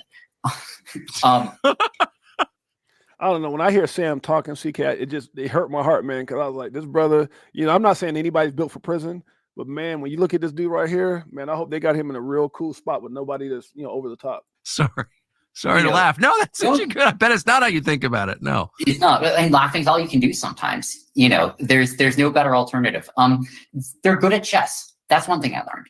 Like, former armed robbers who don't speak English, and probably didn't graduate middle school, are a surprising number of them are like fairly good at chess. Like, I'm not saying they're grandmasters, but like, I lose games to them all the time. I was not expecting that. Damn, so that's a wow. lot of his day is playing chess with armed robbers and gangsters. And look, I don't know, man. I don't know if this is gonna be live in jail, but you might not want to have said that those cats might not have graduated 8th grade. Just saying. Yeah, sure, yeah. I don't know if people. I wouldn't have made reference to anybody around me. I would talk to myself only. That could have been a reference that could carry problem. Oh, I didn't graduate school. I'm good at chess, right? Yeah, wait, they've been like, yo, Sam, can I talk to you for a minute, brother? I done beat you a couple times in chess, and you said I ain't had an 8th grade education. We got a problem. You know what I'm saying? But it seemed like the guy was kind of pushing to create a problem for him too. It seemed like they wanted to create a problem for him. But the thing is, at the same time, like, don't get me wrong, Sam is a real smart dude, and the thing is, there wasn't really no regulation around what he was doing. So was he doing something illegal? No, of course. To say, okay, we're going to take the money from Alameda Research and use that money to invest in this crypto. But I'm telling you, I just don't think and I always stayed away from this because people feel so strongly about prosecuting in jail. But the thing is, what's his intent to defraud? Like, for example, if he says, I'm going to take $5 million from this crypto and I'm going to put this in this, and I think it's going to rocket and I can put this back. Of course, that's wrong per se, legally in the USA. But if his intent was to like, oh, okay, I'm going to do this, I'm not going to this on that. I don't know. But CK, let me ask you this. And like, you work for a law office, right? You have a pretty good knowledge of contracts and business and ethics. If you're out there buying mansions and real estate for you and your mom, if you're out there giving people 15 million to even people like Kevin O'Leary, no, that was a mistake. He was giving celebrities millions. He was giving 30 million to people in office and all the different things. Where's that money coming from? He was basically robbing Peter to pay Paul. He was just basically using money like it was his money. And I don't know if you've ever had a business, but when you have a corporation, you're not supposed to be intermingling funds, bro. That's against the law. So your comment just a while ago was he's smart. He's smart enough for me to understand that he knew better. It's just the fact that it's what's sad in the situation, and this is the only part that I can't say that is when how CZ set him up. And I like CZ, but when CZ said we're pulling all our money out, understanding or whatever it was, understand that was gonna, I just wish it could have. And again, there's no good or bad, and again, I like CZ as well, but I just think the way that it went down, it affected a lot of people, man. Even my son got hit hard with that because he had some really good investment in FTX and stuff like that. So it is what it is, man. But I think it's hard to look at someone and say, well, I feel sorry for the guy, which I do. But then you also realize all those families out there that got devastated, with their money. I don't know if they got all their money back. I think they got like a fraction of their money. No, everybody got paid back in full, plus some. Everybody got paid back. Here's my thing about this is really, like, don't get me wrong. Like, you probably did wrong because you're not supposed to commingle funds. I think even anybody should know that. Right. But at the end of the day, he doesn't have a prior criminal record. and he wasn't allowed to make bail. Like, you're going to hold this guy to trial like he's a flight risk. Trust me, Sam is not a flight risk. His parents work at Stanford. Right. And the thing is, when he explained the way that he had to prepare for trial, where it's 5 hours each way, and he couldn't access court records, he had to take a 5-hour van trip every day. And then by the time he got back to jail, the law library is closed. Right. To deny a prisoner of access to law library or legal rights or due process, that's wrong. Like, no, I mean, even a person's guilty as hell, they should have a chance to fight their case. They should have a chance to read the law books. And I'm telling you, they didn't want him accessing legal rights. They didn't want him knowing nothing because they know he's smart. That dude could overturn so many stones on these guys. They didn't want that. They want him not accessing anything. So basically, he's a fall guy. He's a fall guy then. He's the fall guy. Sullivan Cromwell took every dollar from that guy. He took everything, even his investments, everything he put money into.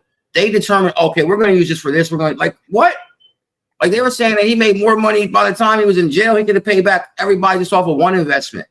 Like, they robbed that guy. I mean, don't get me wrong. I guess you get a taste. What goes around comes around, I guess. And that's a clear case. But, like, come on, life. 2 years would have been good for that guy. 2 years. I think this is a very interesting. 5 years. Like, come on, life.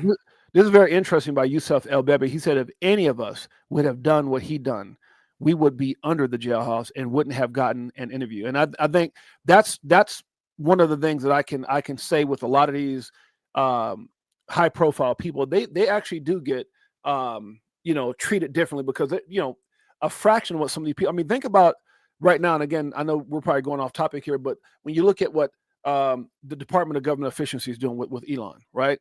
And all these people, they're now going around questioning. I don't know if you saw this on Doge's deal, but Elon is now going around questioning people like Elizabeth Warren, Janet Yellen, and all these other people. Like, how is your salary $100,000, $200,000 a year, but you're worth $100 million? And so they're going around. And I really think CKJ, and I just want to bring this point up, and I want to get your opinion. But like, if that was me and you, man, if we had a job. And we took $500 at the till out of the petty cash thing, we're going to jail. If we don't report, if I send you $600 on Cash App and you don't report that on your tax, they ready to throw us, like we're in trouble. But these people have robbed and stole billions from taxpayers. All this USAID, and then you hear like there's ex-presidents' kids that are getting $2 million for weddings and all this money. So how do you feel about that, man? As far as Elon and those guys going and making people accountable for their actions and going back and saying, hey, where'd you get that money? How'd you make it? I mean, look what they did to Martha Stewart. They threw her ass in jail. So why wouldn't anybody else? Are you above Martha Stewart? Are you above me and CKJ? Why would you not explain how you got that money? I mean, that's exactly, man. I think the Doge team is amazing, man. I think that they need to release the Doge team on the FTX bankruptcy proceedings and see how many of them Sullivan and Cromwell and all them attorneys got paid and how they took over his case. I mean, Sam had some really good complaints in the beginning. I'm just talking about the due process. Let's not focus on what he did, got in trouble, what he did wrong, I'm just talking about the due process that individuals are entitled to fight their case. Like, if you got a guy that can't access law library, he has to travel out. You're traveling 5 hours a day for court, or 5 hours a day. Like, come on, they did that on purpose. Like, they don't want that guy. Like, I'm telling you, man, the whole thing is crooked as hell. Well, let me ask you this then: is it possible they didn't want him to speak because it would have led back to who he gave the money to, and they didn't want that to be exposed? Oh, that's a good point. Tell us something like that in the chat as far as like the money he gave away to like elected officials.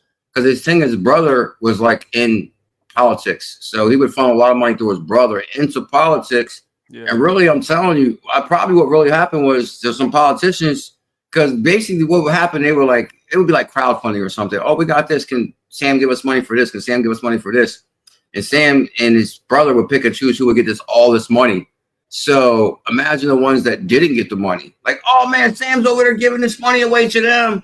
So then you got like these, like, it's kind of like when one side stands up for Trump, the other side doesn't. They're like always arguing over who's going to get the money over there. As you can see with Doge is uncovered.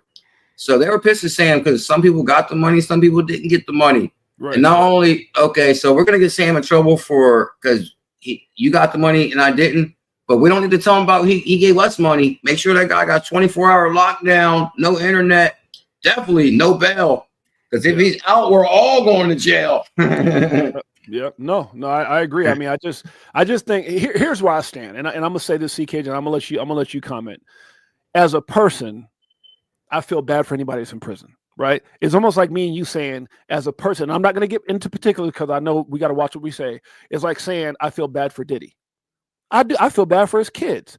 But man, if what they said he did was done, or if they said what was, because if that was me and you, CK, if we had done any of those things, and we don't got to talk about what it is, we would have to face. I mean, is it different because you're a celebrity? Is it different because you're more important? Are the rules different?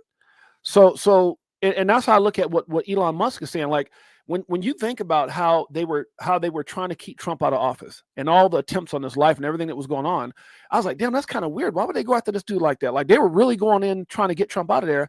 And then you see what he's doing. You see what he's doing. It's like, oh, that's why. Because they knew what he was going to do. Man, they poked the bear. You try to get this dude put in prison. So he's like, oh, really? Let me do what I'm going to do. He really felt it strongly against fake news. When Trump was like fake news, now you see what Trump means, fake news. Like everything is fake. That's why I don't believe anything. I don't really believe anything that I see anything anymore. We're being so controlled, lied to, manipulated. Like the whole system is crooked as hell. And like I don't really want to touch on anything like that, but at the same time, they're uncovering that he had the big thing with his liquor company. And they were like shorting his crops and not giving him the product he needed to grow his alcohol. And he was going to be like the first, he signed a deal with this Ciroc that would have made him trillions. And, and they didn't like that. He actually sued them and won. He sued them too. It's like the largest liquor distributor on the planet.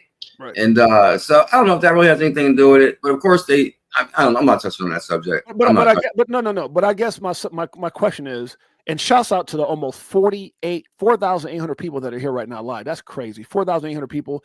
But do you agree, and maybe you disagree, that what's good for CKJ and 68J should be good for anybody else, whether you're a celebrity or not?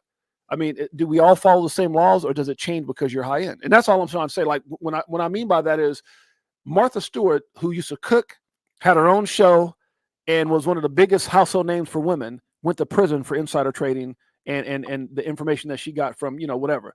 But then if you got all these other ladies that are making $110, $150, $200,000, and they're worth 60 million, 100 million. One lady, I think, is either Pelosi, Pelosi or Yellen, Janet Yellen, one of those ladies, they're worth 200-something million. And Elon's saying, like, he goes, look, I know how I made my money, but how did y'all make y'all money?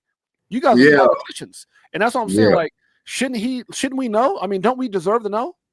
Damn right we do. And that's what I'm saying. He needs to turn the pressure up on that one lady because she's making $200,000 a year. They said what? She's worth 27 million or 12 million. Oh, which one? I guess the one lady's arguing with the most lately. Okay. So there's Elizabeth Warren who's worth 68 million, even though her salary's like, I think it might be Elizabeth Warren. And then they got Janet Yellen, who's worth like 200 something million, and then 100 something. And then you got the lady Nancy Pelosi, who's worth like 200 something $1 million. It's just crazy. I've heard Gary Gensler's worth right around 100 million. It's like, how? That's what I'm saying, man. That's like crazy as hell. Like, how did these politicians, like, what are they? I'm telling you, man. Trump is uncovering some stuff. Like, man, like people that, if they can't, I can't see how you can hate on Trump for what he's uncovering. Like, what? But are we the first time we're being showed the realest stuff ever in the USA? Like, this is crazy. Are we surprised, CK? I mean, didn't Jay Clayton, or was it Clayton or Hinman, when they filed that lawsuit against Ripple, and then it found out the law company he went to gave him a $15 million check? I mean, are we surprised that these guys get paid and do backdoor deals? I mean. Well, that's exactly how it happens right there. Once Jay Clayton filed the lawsuit, then, he got a $15 million check. And by the way, come on over here and work for this crypto company. We got, just imagine, I think behind the scenes, it may be like an advisor or something. Because when I was doing a Zebek video yesterday, I realized a lot of people on the Zebek team like some are advisors to Zebek, but then they might be an advisor to ADP or an advisor to payroll growth. Right. Now, how much do you really get to be an advisor? And an advisor is only like where they have to, you might come to a meeting twice a year. Right. So clearly these politicians are maybe becoming an advisor to something or getting like $10 million. We just need you to speak twice a year. I don't know how the hell are they getting that much money? You got me, man. You got me. I know that everything we make, we got to report. Yeah, exactly. So I guess what Elon's trying to uncover it. Well, he's trying to uncover it, and he's probably going to go back to and say, well, how come this wasn't on your taxes? How'd you get $200-something million? How'd you get $100 million? We didn't see your tax return say that. So, I mean, it's just so much stuff, man. Like I said, and I think everything they're trying to do with Make America Great Again, with obviously the tariffs and everything else, I think is all needed. If that's what we're wanting to see, which is accountability and getting on the right track. So there, like you said, there's going to be some mud before the rain. What's the old saying, CK? If you want to enjoy the rain, you got to embrace the mud. And I think right now, I think Trump's going to pardon Sam, but now he'll probably pardon him as like last 30 days in office. He ain't going to pardon Sam right now. There's too much hate for Sam. Well, his parents went to Trump and asked that. Yeah, that's what I'm saying. That would create too much controversy right now because he clearly did wrong as far as like using others' money and buying mansions in the Bahamas, having toga parties, and like you're partying it up, not even in the USA, bro. And so I think he's going to have to do some time. Look, but if he lets Sam off, that means every white collar crime criminal in prison feel like I should get out too. I mean, that's. I mean, that's a good point. That's a good point. That's what I'm saying, man. Like the system is so crooked, though. Like even like with the Sullivan and Cromwell that represented Sam, like then they decided to take over the bankruptcy proceedings, and then they brought on like 50 of the best lawyers. Like, because that's like, okay, we're gonna get about $100 million for this. We got to divide that by how many lawyers we got. Divide by 50. Everybody, we got payday. It's payday time. This was nothing but payday for these guys. It's a whole big game. It's payday. So hey, can I ask you a question? And I think it's the elephant in the room. Is it okay if I ask you this question? And that question is why? Okay, you're OG. You one of the original XRP people that covered XRP. Obviously you've been around longer than I have in the space. You called out some of the biggest calls in the space. I know you've met Joe Katz and many others, at different events. So here's my question. The SEC dropped about 9 or 10 cases over the last 2 weeks, from Coinbase to Kraken to Consensus to OpenSea to Uniswap to many others. Why, in your opinion, we have not seen the SEC versus Ripple case dismissed yet?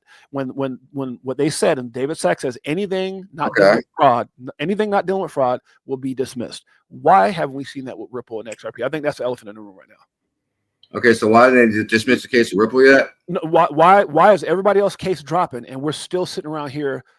Does that tell you something bigger at play, whether it's good or bad? Meaning that you can drop all these other cases. How come we haven't dropped this or at least settled it yet? I mean, if Ripple's saying we got the 125, we're ready to pay, why haven't we gotten there yet? And I got a couple more questions that people think could go that maybe Ripple doesn't want it to end yet, or the SEC doesn't want it to end yet. But I just want to get your first initial thought. That's kind of interesting because it's kind of interesting that we're having Zach Rector speak at our Vegas event, because actually Zach did an amazing video about this where with the fine with the SEC, because like the way they acquired Bitcoin was through like seizures and different ways. And he's like, he doesn't really think they have XRP on their books. So maybe they could pay a fine in XRP because we all know the price is going to go up and that fine would increase. And then basically what the federal government now says they're not going to sell any of their seized crypto. Right. So Zach Rector said this would be a good way to get XRP involved in as far as the crypto stockpile, because as far as I know, they don't have any XRP yet. So basically, I always thought there was really something bigger at play with Ripple, just because of the Treasury Department in 2015, and then the Ripple Rosie Rios, and then Michael Barr. I mean, the team at Ripple has just been ridiculous. Like, and I think that's what's the guys were hating at that White House meeting. Also, like, that's kind of weird. They don't really got no photos of Brad mingling. He's like kind of like the lone soldier, like the only knight. That's kind of weird too. It's like I don't know. It's always been an uphill battle for us outsiders. Yeah.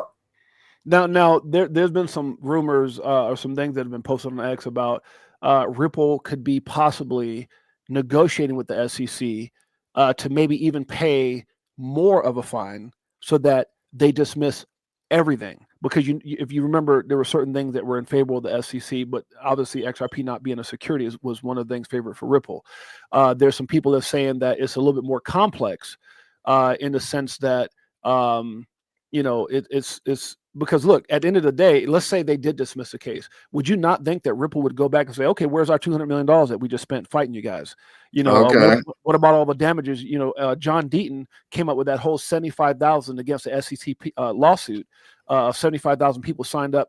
I was one of them, And so when you submitted your name and email information to John Deaton, protesting the what we've lost or what damages it could have caused the community.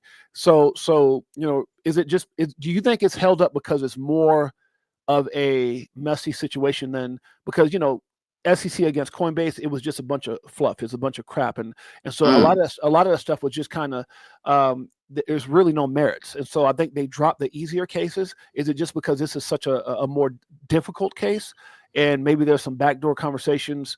And then here's my other thing, CK. Why would Trump name XRP as one of the first coins? It was XRP, ADA, and Solana as possibly being part of the crypto strategic reserve. And there was somebody who actually said that even though they just announced Bitcoin, they could go back and add other assets later, like XRP or whatever. So do you think it's, you would think that if they mentioned XRP or Trump came out on Truth Social and said that, would you not think that they already know the outcome of this lawsuit? Like maybe the powers to be, which is Ripple, Trump and all those guys already know the case is over, but there's just a couple more details to work out. And so that's why they're so willing to mention XRP, even though there's still an appeal there. That's kind of interesting because I think Zach Rector was actually covering on this too, as far as like the damage. Did the XRP holders have any damage to their investment? Between as far as like the SEC going after XRP, maybe they shouldn't have, and was there any damage there? And the price really should be this, and they've been suppressing the price. And I was thinking, man, my career on social media kind of ran parallel to that because the same way Ripple and XRP is being hated on by the Bitcoin maxis, the XRP channels that started early went through hell too. I went through hell too. People like lied on me, said all kind of crazy things about me. Like, what about how I was hurt? Yeah. What about people trying to damage my reputation? Oh, yeah. They include my name in that XRP lawsuit. CKJ's been fighting since 2017. But not only that, CKJ, what DAI just came out a couple of days ago he said that if the lawsuit hadn't happened, which cost Ripple billions in partnerships or money they could have earned over the last since the last 3.5-4 years, it would have also put XRP maybe 3 times higher than where it currently is. Do you agree with DAI on that the price could be right around $7 or so, $7-8? That's the same thing as saying, okay, I got 60,000 subscribers. Should I have 180,000 subscribers right now? Like, I hate to run the parallel, but at the same time, trust me, I feel the pain what he's saying as far as like, oh, the price should have been this, or this could have been this, and this could have been this. I have felt the suppression through the Bitcoin maxis, and the same thing with the hate on XRP. It's been kind of running parallel. Like, I think we could have been way farther than we see at this moment. But at the same time, I kind of like looking at it like, guys, it just increased the opportunity. Okay, they suppressed the price. It's down. The price didn't go up. The one guy, Jay, showed an amazing clip. Like, oh, there could be more pain in the market. The more pain, the more gain, the more opportunity. Because, like, come on, can we all really afford to buy $10,000 worth of crypto today that could turn into $5 million tomorrow? Like, a lot of people are your average working people that still need opportunity. So, guys, you still got opportunity if you're early in crypto. I think that's how I look at it too. I had on my show, if you guys haven't had a chance to go over and see the interview with Linda P. Jones and Molly Elmore, and when they came on the show, CKJ, they both said something that was very spot on. So if you guys want to go check it out, it's actually I'll see if I can find an interview people can go see. But it's Linda P. Jones and it's Molly Elmore. It was 2 different interviews, and on there they said that they feel that even though all this stuff has been horrific for the XRP community, that in all actuality, it may end up being the biggest blessing because what it did is it gave people the opportunity to get that asset, which is XRP, at a price they may not have got it if there was no lawsuit. Meaning that if that coin would be at, let's say, $10 or $15 right now, it wouldn't be the same opportunity as was when it was back at 50 cents just November 3rd. So your thoughts on it? Would you? So here it is right here. This is my interview. If you guys get a chance, go check out Linda P. Jones. She said the same exact thing that Molly Elmore said, which is this might wind up being the greatest blessing and could be one of the biggest stories in people's lives, that the fact that lawsuit did happen. Your take on that? Congratulations on getting Linda P. Jones on the show, bro. That was huge. Yeah, Linda P. Jones. And not only did Jay have Linda on his show, Jay got Linda coming to Vegas also, guys. Linda's a big heavyweight out there. She knows her stuff. So I can't wait to meet Linda also. I think you were a little shocked when I told you I had Bearable Guy on here. Yeah. I was real shocked on that too.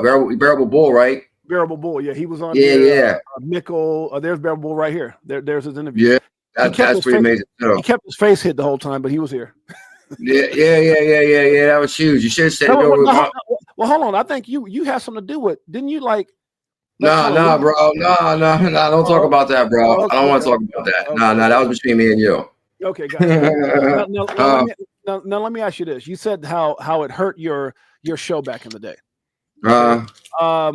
Did you feel like one of the things I can tell you, my show got obviously my show got shut down a couple times. You actually helped me get my show back up. I don't think a lot of people know that. Okay. Yeah. I was kind of shocked when I took a channel, and I was like, "Whoa, hell no, bro!" Because I hate to see anybody done wrong, man. That's like my biggest pet peeve, and that's why I feel people would feel strongly about Sam being in jail. But I like to look at the process, how he couldn't make it to court, how he couldn't access legal records. Like, I mean, okay, if you're guilty, do the time, but let's do the due process. The same thing with you. I'll be watching your show all the time. You might say something that you wouldn't think that's wrong. Right. And the algorithm grabs it, and that's wrong. Like, come on, my brother has a pure heart, pure intent. I didn't know that. I didn't know that till you told me that. When you told me, because I was like, CK, I can't. They actually shut me down 3 times, and you're like, well, Jay, you saying certain words. I'm like, what? Like, yeah.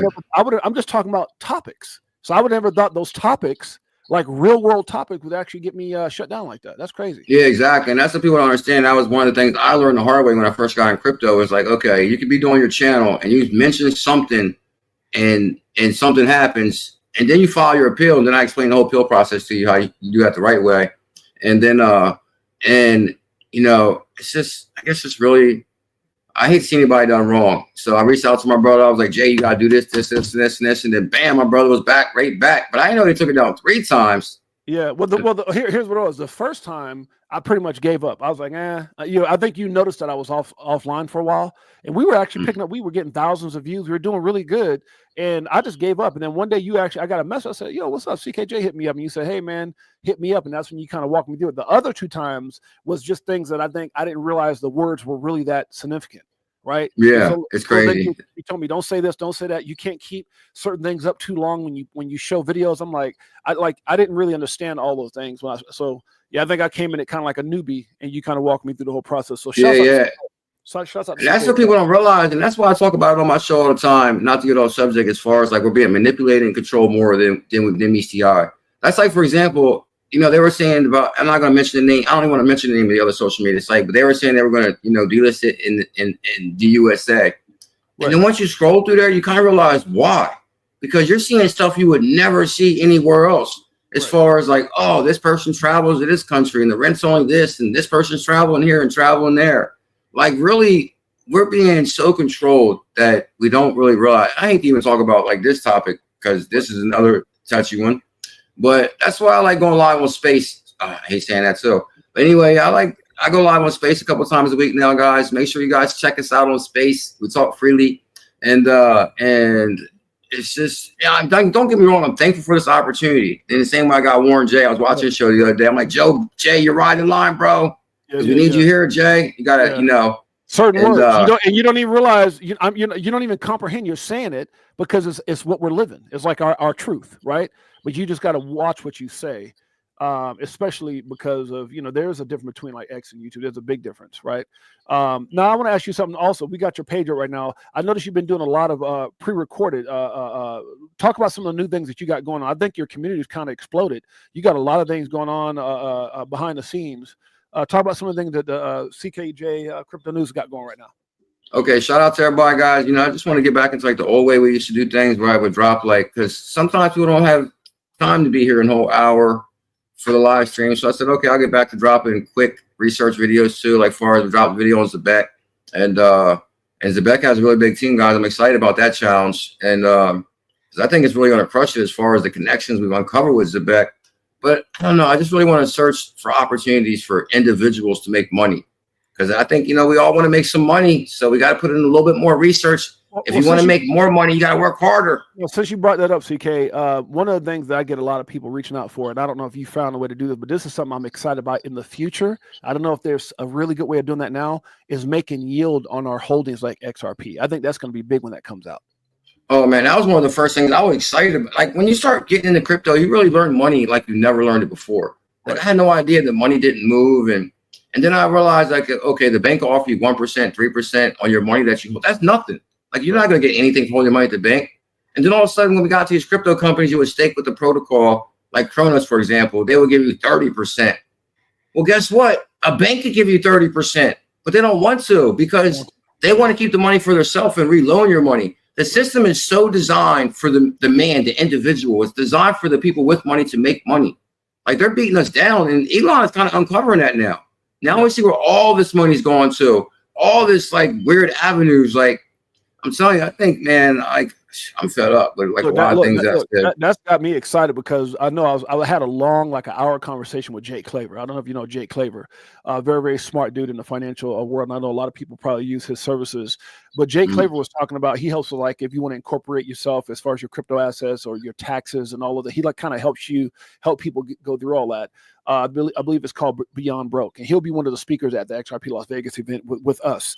But he was talking about there'll be a time. He said there'll be a time in the future where you don't even have to sell your XRP. You'll be able to earn incredible yields on your XRP, like returns that you can actually live on. So let's say you got a certain amount of XRP, you could actually earn yield of 100, 200,000, depends on how much you have a year, and be able to live off your money, but never spend one of your XRP. And he goes, as the price goes up, so does your monthly and yearly return. That's what I'm saying too. God, that's exciting. Thank God Trump's in there, because, guys, I'm telling you, crypto will flourish like none other. In the first line of that World Liberty Financial article, it says World Liberty is a DeFi protocol. When you go in the DeFi realm, that's how you get amazing staking rewards. You can stake within the protocol. You know, they're running AMM, automatic market makers. And the thing is for the first time in history, your money can make money. You can make yield on your money, and that's the way it should be. And that's what I've been saying for years in crypto. For the first time in history, you can put $1 to work for you. You can make $1 go out there and bring you money. You can put that dollar to work, stake it in the protocol, and you can earn passive income and yield. And I thought they was going to crush all that. And they was kind of doing that, as far as Gary Gensler dropped that crazy video. This is an orange, you know, something about staking and all these different things. Like, they were going to crush DeFi. Yeah. And because it provides opportunity for the individual. Yeah. And we can make passive income, and we can create and build. That's why, man, I'm so happy Trump's in there. Look, people don't realize from the moment that Trump came in, like, you got to think about it, he launched that Trump coin, right? And Melania coin. And then all of a sudden they had to figure out something to do, because they're like, wait a minute, Trump has a meme. And all of a sudden they passed that damn thing where they said meme coins are nothing more than collectibles. I said, oh my goodness. Oh, yeah, you told me about that, bro. I was so shocked, because I was a little bit concerned for memes too. Yeah. Because I'm telling you, if Molly would have won and Trump was out, then I'm telling you, man, memes, they would have outlawed memes. Richard Hart, they would have went and got his diamond. I'm telling you, like, it'd be a different day. I have people contacting me because they're like 6'8", obviously, and my background, CK. I've been a professional athlete. I've owned businesses for 28 years. We own car lots and cell phone stores, and we actually own 2 semi-pro basketball teams. We own music studios, clothing stores. Me and my wife owned all this stuff. So we were business owners, and I was a big motivational speaker. I traveled the world speaking. But one of my passions was movies. I've actually invested in 4 movies. I'm working with a director right now who's working on his 6th movie, which is I can't even say the name, but we're going to start filming. As a matter of fact, if you want to come to the set, CKJ, let me know. We're going to start filming supposedly at the end of this month. His name is so I'm gonna pull up the team right now. Our coin is Chicago coin. So when that meme coin deal passed, that because here's the thing, our intentions have always been pure, for us, by us, Chicago coin. We have an incredible ambassador team. You might actually know some of these people, like Cassius Cuvée, Keita, JC, World Be Free, Liz, David, I see Liz. David is a Ohio patrolman. Josh is a 26-year veteran with the fire department. We got Crypto OG. He's OG. Crypto Navigator, Iron Man. You know Iron Man. And so also here's who's that lady right there? Up one. Who's that? She looks familiar. Yeah, that's shout out to Miss 68J in the building. Oh yeah. She makes me a better person. A better man. You're a lucky man, Jay. Every day I wake up and say, God, dear Heavenly Father, thank you so much. Good Lord, y'all pray for me. Let's keep going. But anyways, Ryan Lamar, that's a director who's worked on 6 movies and the Bernie Mac Show and American Idol. We got Don Goodman. Everyone knows this dude. World's hottest felon.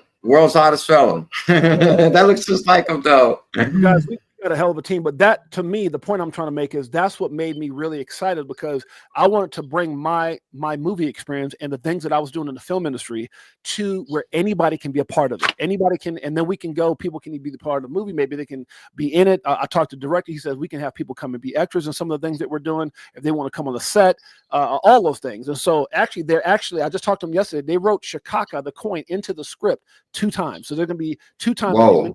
And those who are making the music video are actually going to be so I've got all that in email, and so I'm really excited, man. So if we start filming, if you want to come out, let me know. We'll get you out there. Well, I'm definitely there, bro. It's not what you know, it's who you know. I'm glad to be connected with you now for sure. And I'm telling you, man, it's amazing, because I've been watching like a lot of these crypto movies and documentaries now, and or even like just a regular movie, man. When they mention a crypto in the movie, like the right person might say, "Oh, I got early in Bitcoin," or it floors me to hear the name. It floors me when they mention cryptocurrency or an asset in the movie. I'm like, whoa.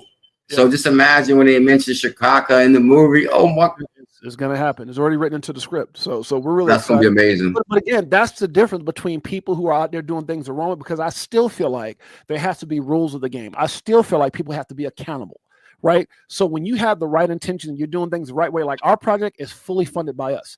Me and Mike O have both done very well in life and in business. So we didn't ask for any kind of raising. We did everything ourselves, all liquidity, everything that we're doing. So I think that's the difference is making sure that people are held accountable for what they're doing, and they've got actually some kind of real use for what they're doing. So yeah, I'm excited about what they said, but I'm also excited that we don't have to be worried about being, playing by the same deal as like securities and all those type of things. So that was a big announcement for meme coins for sure. Man, I'm telling you, that was okay. Now I see why you're a little bit excited about the Trump with the thing too. Now I realize that too, because man, I was a little bit concerned myself too. I'm like, man, how is it possible we're like launching these things, and this is it's like Tails has a coin, which is amazing, and then Tails gives people the opportunity to interact with him and be a part of his music and feedback, and I think so what it does is and that's the same thing. Like if you appreciate CKJ, if you appreciate all the calls that probably made a lot of y'all rich or put you on a lot of amazing, because I could tell you right now, he's made some calls. Even when my buddy said, man, Jay, I followed one of CKJ calls, made almost $1 million. So when somebody like that can go out there and come up with a collectible and say, hey, if you appreciate me, you appreciate my work, I'm going to have a meme coin that's going to help with the channel, help with all the things that we want to do, because we want to be on that BitBoy level. Well, the old BitBoy. Let me stop. Good Lord, y'all pray for me. The point I'm trying to make is, so with all that being said, there's nothing wrong with that, because there's CKJ can actually offer that coin to the community. Why wouldn't you? You're a crypto celebrity. Why wouldn't you do that? Man, I'm telling you, since I got in crypto, man, that's one thing that blows me away is it really shows me how crooked the world really is. Because, like, for example, with staking and what they offer and what they are still making as the company, to me, I always looked at like banking, for example, because banks offer you 1%, 3%. This crypto company might offer you 30%. The bank could clearly do that, but they want nothing but large margins for their company. They want to be able to give their CEO $1 million bonus a year. They want to give them an $8 million. Do you see like some of these bonuses these guys get? Like they might get a $36 million bonus. Are you kidding me? Who wrote that into the law? Who wrote that into the rules? There's people out here starving, broke, hungry. And this is why they felt some type of way when individuals on the internet can create opportunities to even, like I'm telling you, this girl last night that was in the spaces, I think her name was Optimist or something. She said something that was really amazing. Optimistic Prime, yeah. She said that the only way she was able to survive is by the grace of strangers. Wow. I was like, whoa. Wow. I had to write that down. It was so good because I guess people supported her initiative over the years. And she had a really good story. But that's like the same thing with me. Like, far as like, I've met people around the world that's been support me since 2017. And like, I can't say they're strangers now because I call them family. But as far as like meeting physically prior, like people take genuine interest for you and want to support you and support your initiative. And I've been always thankful for this opportunity that I found right here. But at the same time, I think people really do care for each other and people kind of do want to see people succeed. But at the same time, there's still like a crab mentality in the bucket in like real life. Why is it you get more love from people like through the internet versus people that might be in your own? It's because people are beat down, man. Like, look how crooked the system is in itself. Look at the money they're taking. Look at the poverty. Look at the hunger, the pain. It's just wrong. People are tired. And I think the internet of value provides more opportunity for individuals to make money, to create passive income, And I'm telling you, the way Trump launched a meme the first day in the White House, I think a couple of tweets that said, Trump wants the poor man to make money. He got enough money. He wants to help you. Yep. He's right. You think he's running for what? Money? He got money. Why is he running? But that's the difference, CK. That's the difference. Like, you can't buy Trump and you can't buy Elon, and that's why they don't like him. All these guys are making 100, 200,000. They're worth all these millions. So they either got bought, they did something that wasn't so ethical to get out, and that's what Elon's going back and saying. But that's why they didn't like Trump, because you couldn't pad his pockets to get him to do what you want. You can't do that with they're still pissed about that probably because Elon made his money legitly. And if we're not analyzing these elected officials' money, how'd you get your money? He got him with that one too. Now, here's what I want to do, CK, before we get up out of here, because I know a lot of people definitely respect who you are, respect, the show. They've got a lot of admiration for both of us. For people right now who are going through some things as far as doubt, they're looking for microwavable results. They want fast and quick. Some people are maybe selling too fast. They're going through a lot of emotions right now. What word could you give those people right now about whether it's doing your research, whether it's being a great student? What tips can you give a person who's going through just a lot of emotions right now and they're feeling a little bit like stuck or frustrated, or trying to hold on until that day that we see possibly? Again, me and CKJ, by the way, guys, we're not financial advisors. Nothing we say on this show should ever be considered or deemed financial advice. But how do you get that person to wait or hold on for that $10, $20, $50, $100 XRP or above? What do you say to that person that's trying to hang in there and maybe going through some self-doubt? And there's something that's really incredible what you said about how the people in this community, and it's funny, guys, I'm gonna tell you right now, coming from myself, there's people in this community right now that are closer to me than my own family. And so I think I always said, have a buddy system where you connect with somebody in this community that you can relate to. So when you want to talk about crypto, you want to talk about your highs and lows, I think that's very good. I've got people like John Singh. I got people like Mike O. I got people like CKJ. We talk to each other on a personal level about things in life, right? So I think it's important for people to have that, CKJ. So I want to get your input on that. And what would you tell people out there, going through it right now? Man, I could tell you, man, life is hard. It beats you down. And this is one of the things that I was really excited about finding cryptocurrency, because I really felt this provides the opportunity, because I think the system is really designed to keep us down. I mean, what sucks the most is like, okay, I issue $100 challenges because, I wanted to find challenges people can afford. But at the same time, a $100 challenge is still difficult for some, because they design your bills to be according to what you make. And that's something if you got like 2 incomes in the house. Right. You could be like a single in the house. Oh man, it's going to be, I don't know if you're going to make it. And even with 2 incomes, your wife working, you're working, you're still going to just live to your budget. You're still going to be broke. Like, it's crazy the way the system is designed to keep the little man and woman down. And I think, man, we need like a change. And I'm so glad Trump is in there and he's supporting DeFi and these initiatives with cryptocurrency and the internet of value. So for guys, the most important thing I think right now is just, I know you're struggling, things are hard, but right now you might have to struggle a little bit more, because to take crypto more serious, like I know you're thinking, oh, I need this $100 for this, or I need this for this. But guys, right now is the time to take crypto very serious. Yeah. This is a huge opportunity.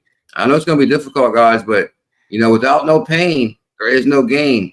No, I agree with you. And let me say something too. First of all, we got 5,500 people watching us live on X right now. Good Lord. Smash the like and subscribe. Smash the like and subscribe. Go check out both of our channels, guys, Crypto for Life and the IBF family. Now, CKJ, I've heard this before, and I've said this many times on my show, how important it is not to compare yourself to other people, and to understand that this is your own journey. Because a lot of times when people say, oh my God, CKJ just made 100,000, or 6KJ just made $1 million, or this person made, whatever it is, it's important to understand your journey. I always say that every year in life that we have is like a chapter of a book. So every year that we live is a chapter in our own story. You hold the pen, you control the narrative, you control what's written into your book. And I think what I've learned in this space, when I first got in 17, man, I got wrecked. I lost everything. So when you hear about me talk about the 70, 20, $10 cost average in, or the 25, 25, 50 take profit, or you hear about me talk about the 5 steps to success, which is have a strategic plan. Number 2 is do your own research. Number 3 is control your emotions. Number 4 is take profit. And number 5 is know why you're doing this. My why is my family, so I can never cheat myself through 1 through 4. So my number 5 is, they say, if your why doesn't make you cry, it's not big enough. So I think it's important, number 1, in my opinion, to understand that this is your story.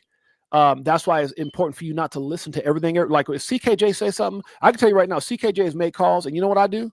I said, damn, he talking about Zebek?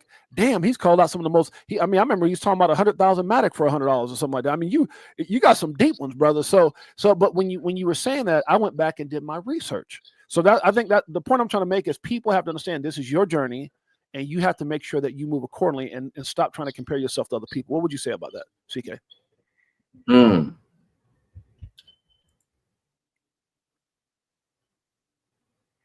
Because I think I'm thinking that a lot of people, man, that's why I'm like really happy that I met you, bro. Because the thing is, like for example, when I was talking to my brother the other day about he got this idea that he wants to get this box truck again, and he wants his wife to invest in this box truck. And they wrecked the last box truck like 3 times.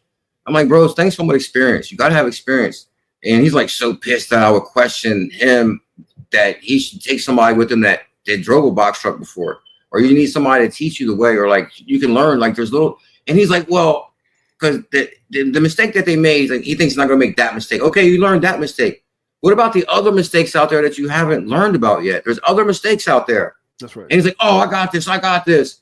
And by him being so arrogant about it bothers me, because when people are so arrogant, you can't learn. You can learn from others. Like you can learn. Like there's people out there that'll help you. Like that's why I was excited to partner with Jay for the Vegas event, because Jay has spoke on stages across the world. He's been in events. He's organized things like this.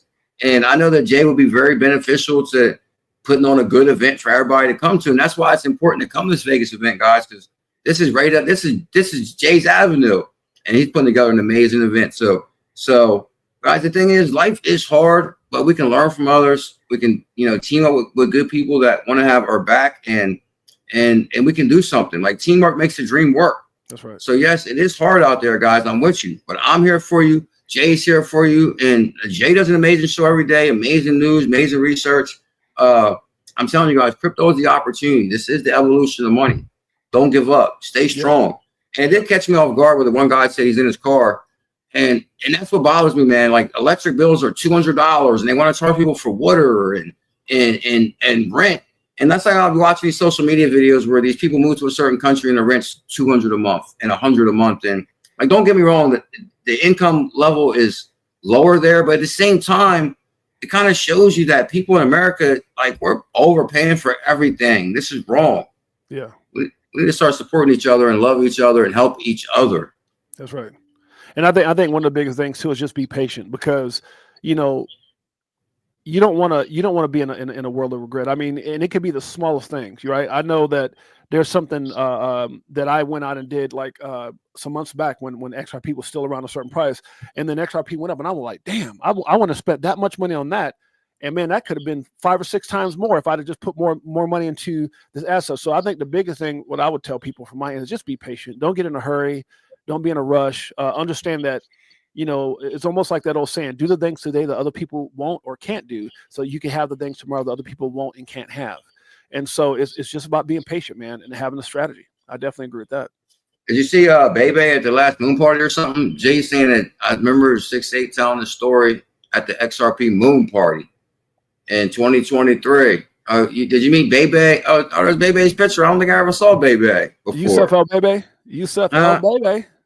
Yusuf El Bebe. So what? Bebe went to the last XRP meetup? Yeah, I met quite a few people, over the last 2 years, because I went to not only the XRP event, but I went to the event that the moon party that was being thrown the last couple of years. It's not happening this year by Bags out here, but I met a lot of people, man. Marvin Davis, Jay Henry, Dual Citizen, Big Bro 10, so many people. And I mean, and I had people run up to me at the Brad Kimes event saying 6'8", and I'm like, and I looked at him. One particular guy said, hey, how you doing? He said, I'm part of the IBF family. I'm like, oh, what's up, man? So it's crazy because there was actually people from your community at the actual big event as well. Wow. Yeah, that's amazing, guys. That's why I was so upset about not being able to go to, what's crazy is I was supposed to go to the moon party, the Vegas party, the Florida party. And I kind of like let on that I was going to go the whole time because I really, really wanted to go. And I think so many people came thinking that I was going to be able to make it.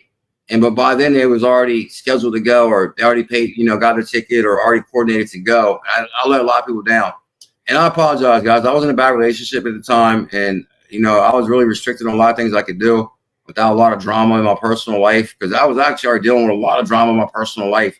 But the thing is, guys, and that's why I feel bad about missing some of Jay's content when he was on fire, because I was just dealing with so many things in my own personal life at the time.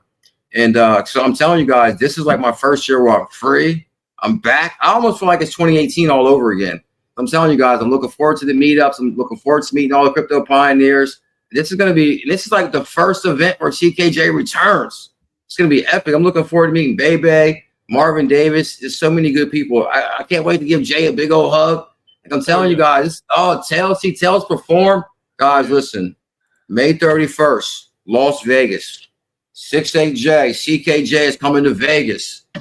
And Jay had already connected with the who's who in crypto, guys. I'm telling you, can you show the flyer one more time before we go, Jay? Yeah, you guys get your tickets. You can go right here on the top of my page. It's _68J. When you see the flyer, you just click it, and then you go down. It'll name all the people, not all the people, because we actually we've updated this since then.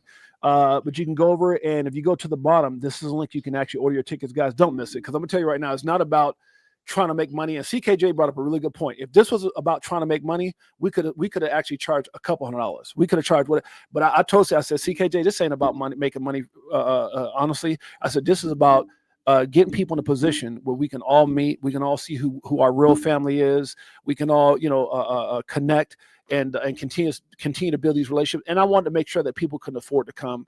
And I'm gonna tell you guys right now, if this ends up being as big as I think it's gonna be, CKJ, with 702 people that have viewed the tickets, with about 100 people have bought, and we still got almost 3 months, I don't think we're gonna fit in that event next year. So I'm already thinking. I'm already ready to call some of my friends at casinos and say, man, we might need a bigger damn venue. So that's how you know Jay is a real dude, because to Jay, it's not about the money, because Jay got all the money. It's not about the money with Jay. He got all the money. I was like, bro, we should charge $100 a ticket. He's like, no. We do 50. But that's still I'm cheap. like, all right, Jay. Even $100 would have been cheap. But when Jay is saying it's not about the money, Jay is being real.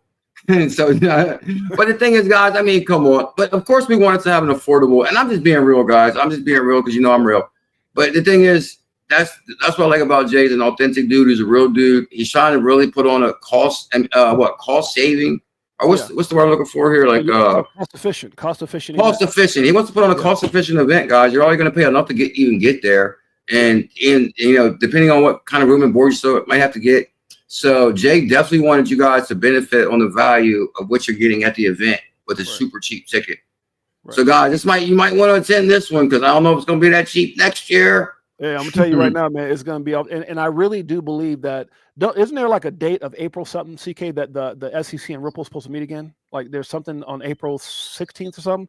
So if this case gets dismissed, it might be more bullish than any y'all can imagine on May 31st. It could be crazy. I'm telling you guys, this is gonna be so epic, guys. And that's what I'm trying to tell CKJ. I want to say this last thing, CK. I'm trying to tell everybody, because it's easier to get your tickets at $40 now than to wait, and all of a sudden something happens. The XRP goes to $5, $6, $7, $8, $9 by, let's say, or $10 by the event. If something big comes up, which I'm not saying it is, I can't predict that, but if that case gets dismissed and ETFs start getting approved, I can't imagine it sitting at the current price right now. And so whatever that may be, it's better to have it and not need it than to need it and can't even get in. So I hope to see you guys there, man. It's going to be a star-studded event. CKJ, any final words before we get out of here, brother? Man, do you got time to slow the slingshot one more time before we go, Jay? Oh, you got it. Slingshot one more time. Guys, here's the thing. Team Green, check this out, sir. We're going to be riding the slingshot, Team Green. I hope you're ready, a.k.a. Steak and Bake Bully. Team Green's living 2 lives because they call him Team Green on YouTube, but they all know him as Steak and Bake on X. So, Team Green, guys, I'm telling you, for those that might have missed it, Jay said we might, I'm telling you guys, I think Mr. Zam said he might rent a slingshot. We're going to be renting slingshots. You can rent slingshots in Vegas. Yep. And if you guys don't know, for those that you guys come in, make sure you download an app called Turo. Have you ever heard of that app, CK?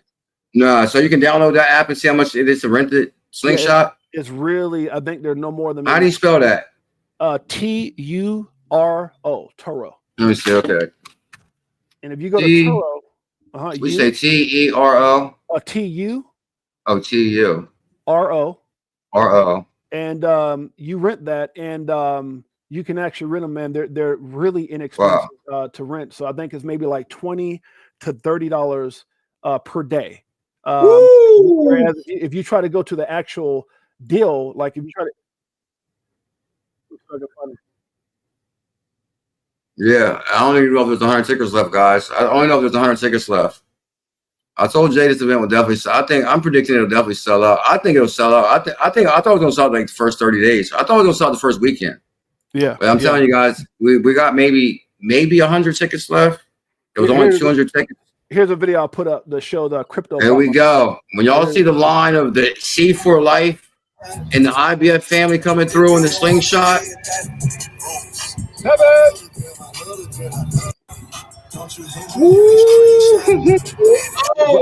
I'm definitely renting CKJ one. We're definitely gonna get CKJ one.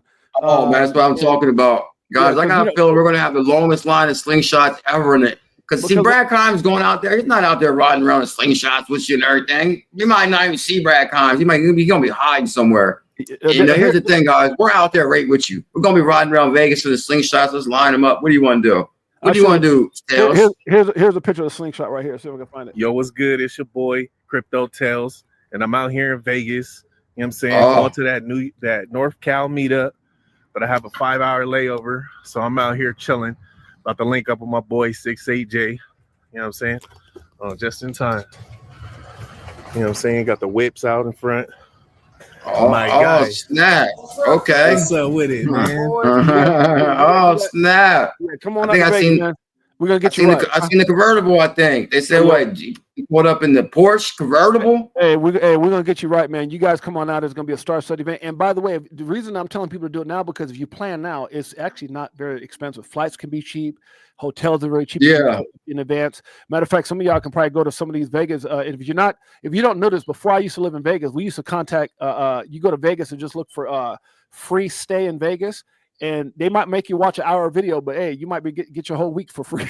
Oh, that's a good idea, bro. You can do a timeshare. Yeah. Actually, guys, for people that might not have room and board for that weekend, if they got, I'm pretty sure they got like timeshare stuff like that in Vegas. So when you walk down the strip or you walk around Vegas, they give you these little cards so that next time you come back, you can actually get a free room, and all you gotta do is listen to an hour video. So if you guys actually go on and you go, just put in free.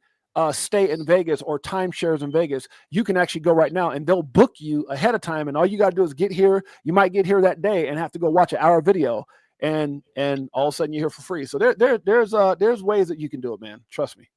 Oh yeah, guys, that's a good idea. My uncle used to do that in Florida all the time. If we go to like Orlando or something, he'd be like, "Oh, I'm gonna get a room free." You gotta do like a little tour for an hour, but then you get to like a 2-day room or a day room.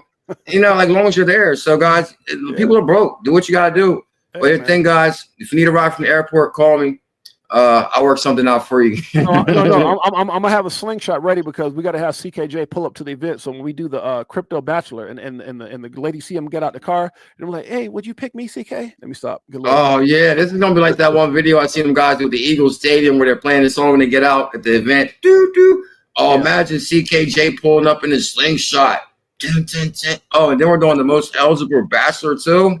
Oh yeah, it's gonna be on the Kraken, man. And Yusuf El Bebe said if you pay at least 3 or 4 weeks in advance, it's cheap, which is true. If you book out a month in advance, which in this case you guys got almost 3 months in 2.5 months or 3 months, guys, it's hecka cheap. So we'll see you guys in Vegas. Much love to the greatest family on planet Earth, Crypto for Life, CKJ, IBF, Chicago Coin family. Guys, we love you guys. We'll appreciate you guys. CKJ, any final words before we get out of here, brother? Everybody out there watching on Jay's channel, smash that subscribe, thumbs up.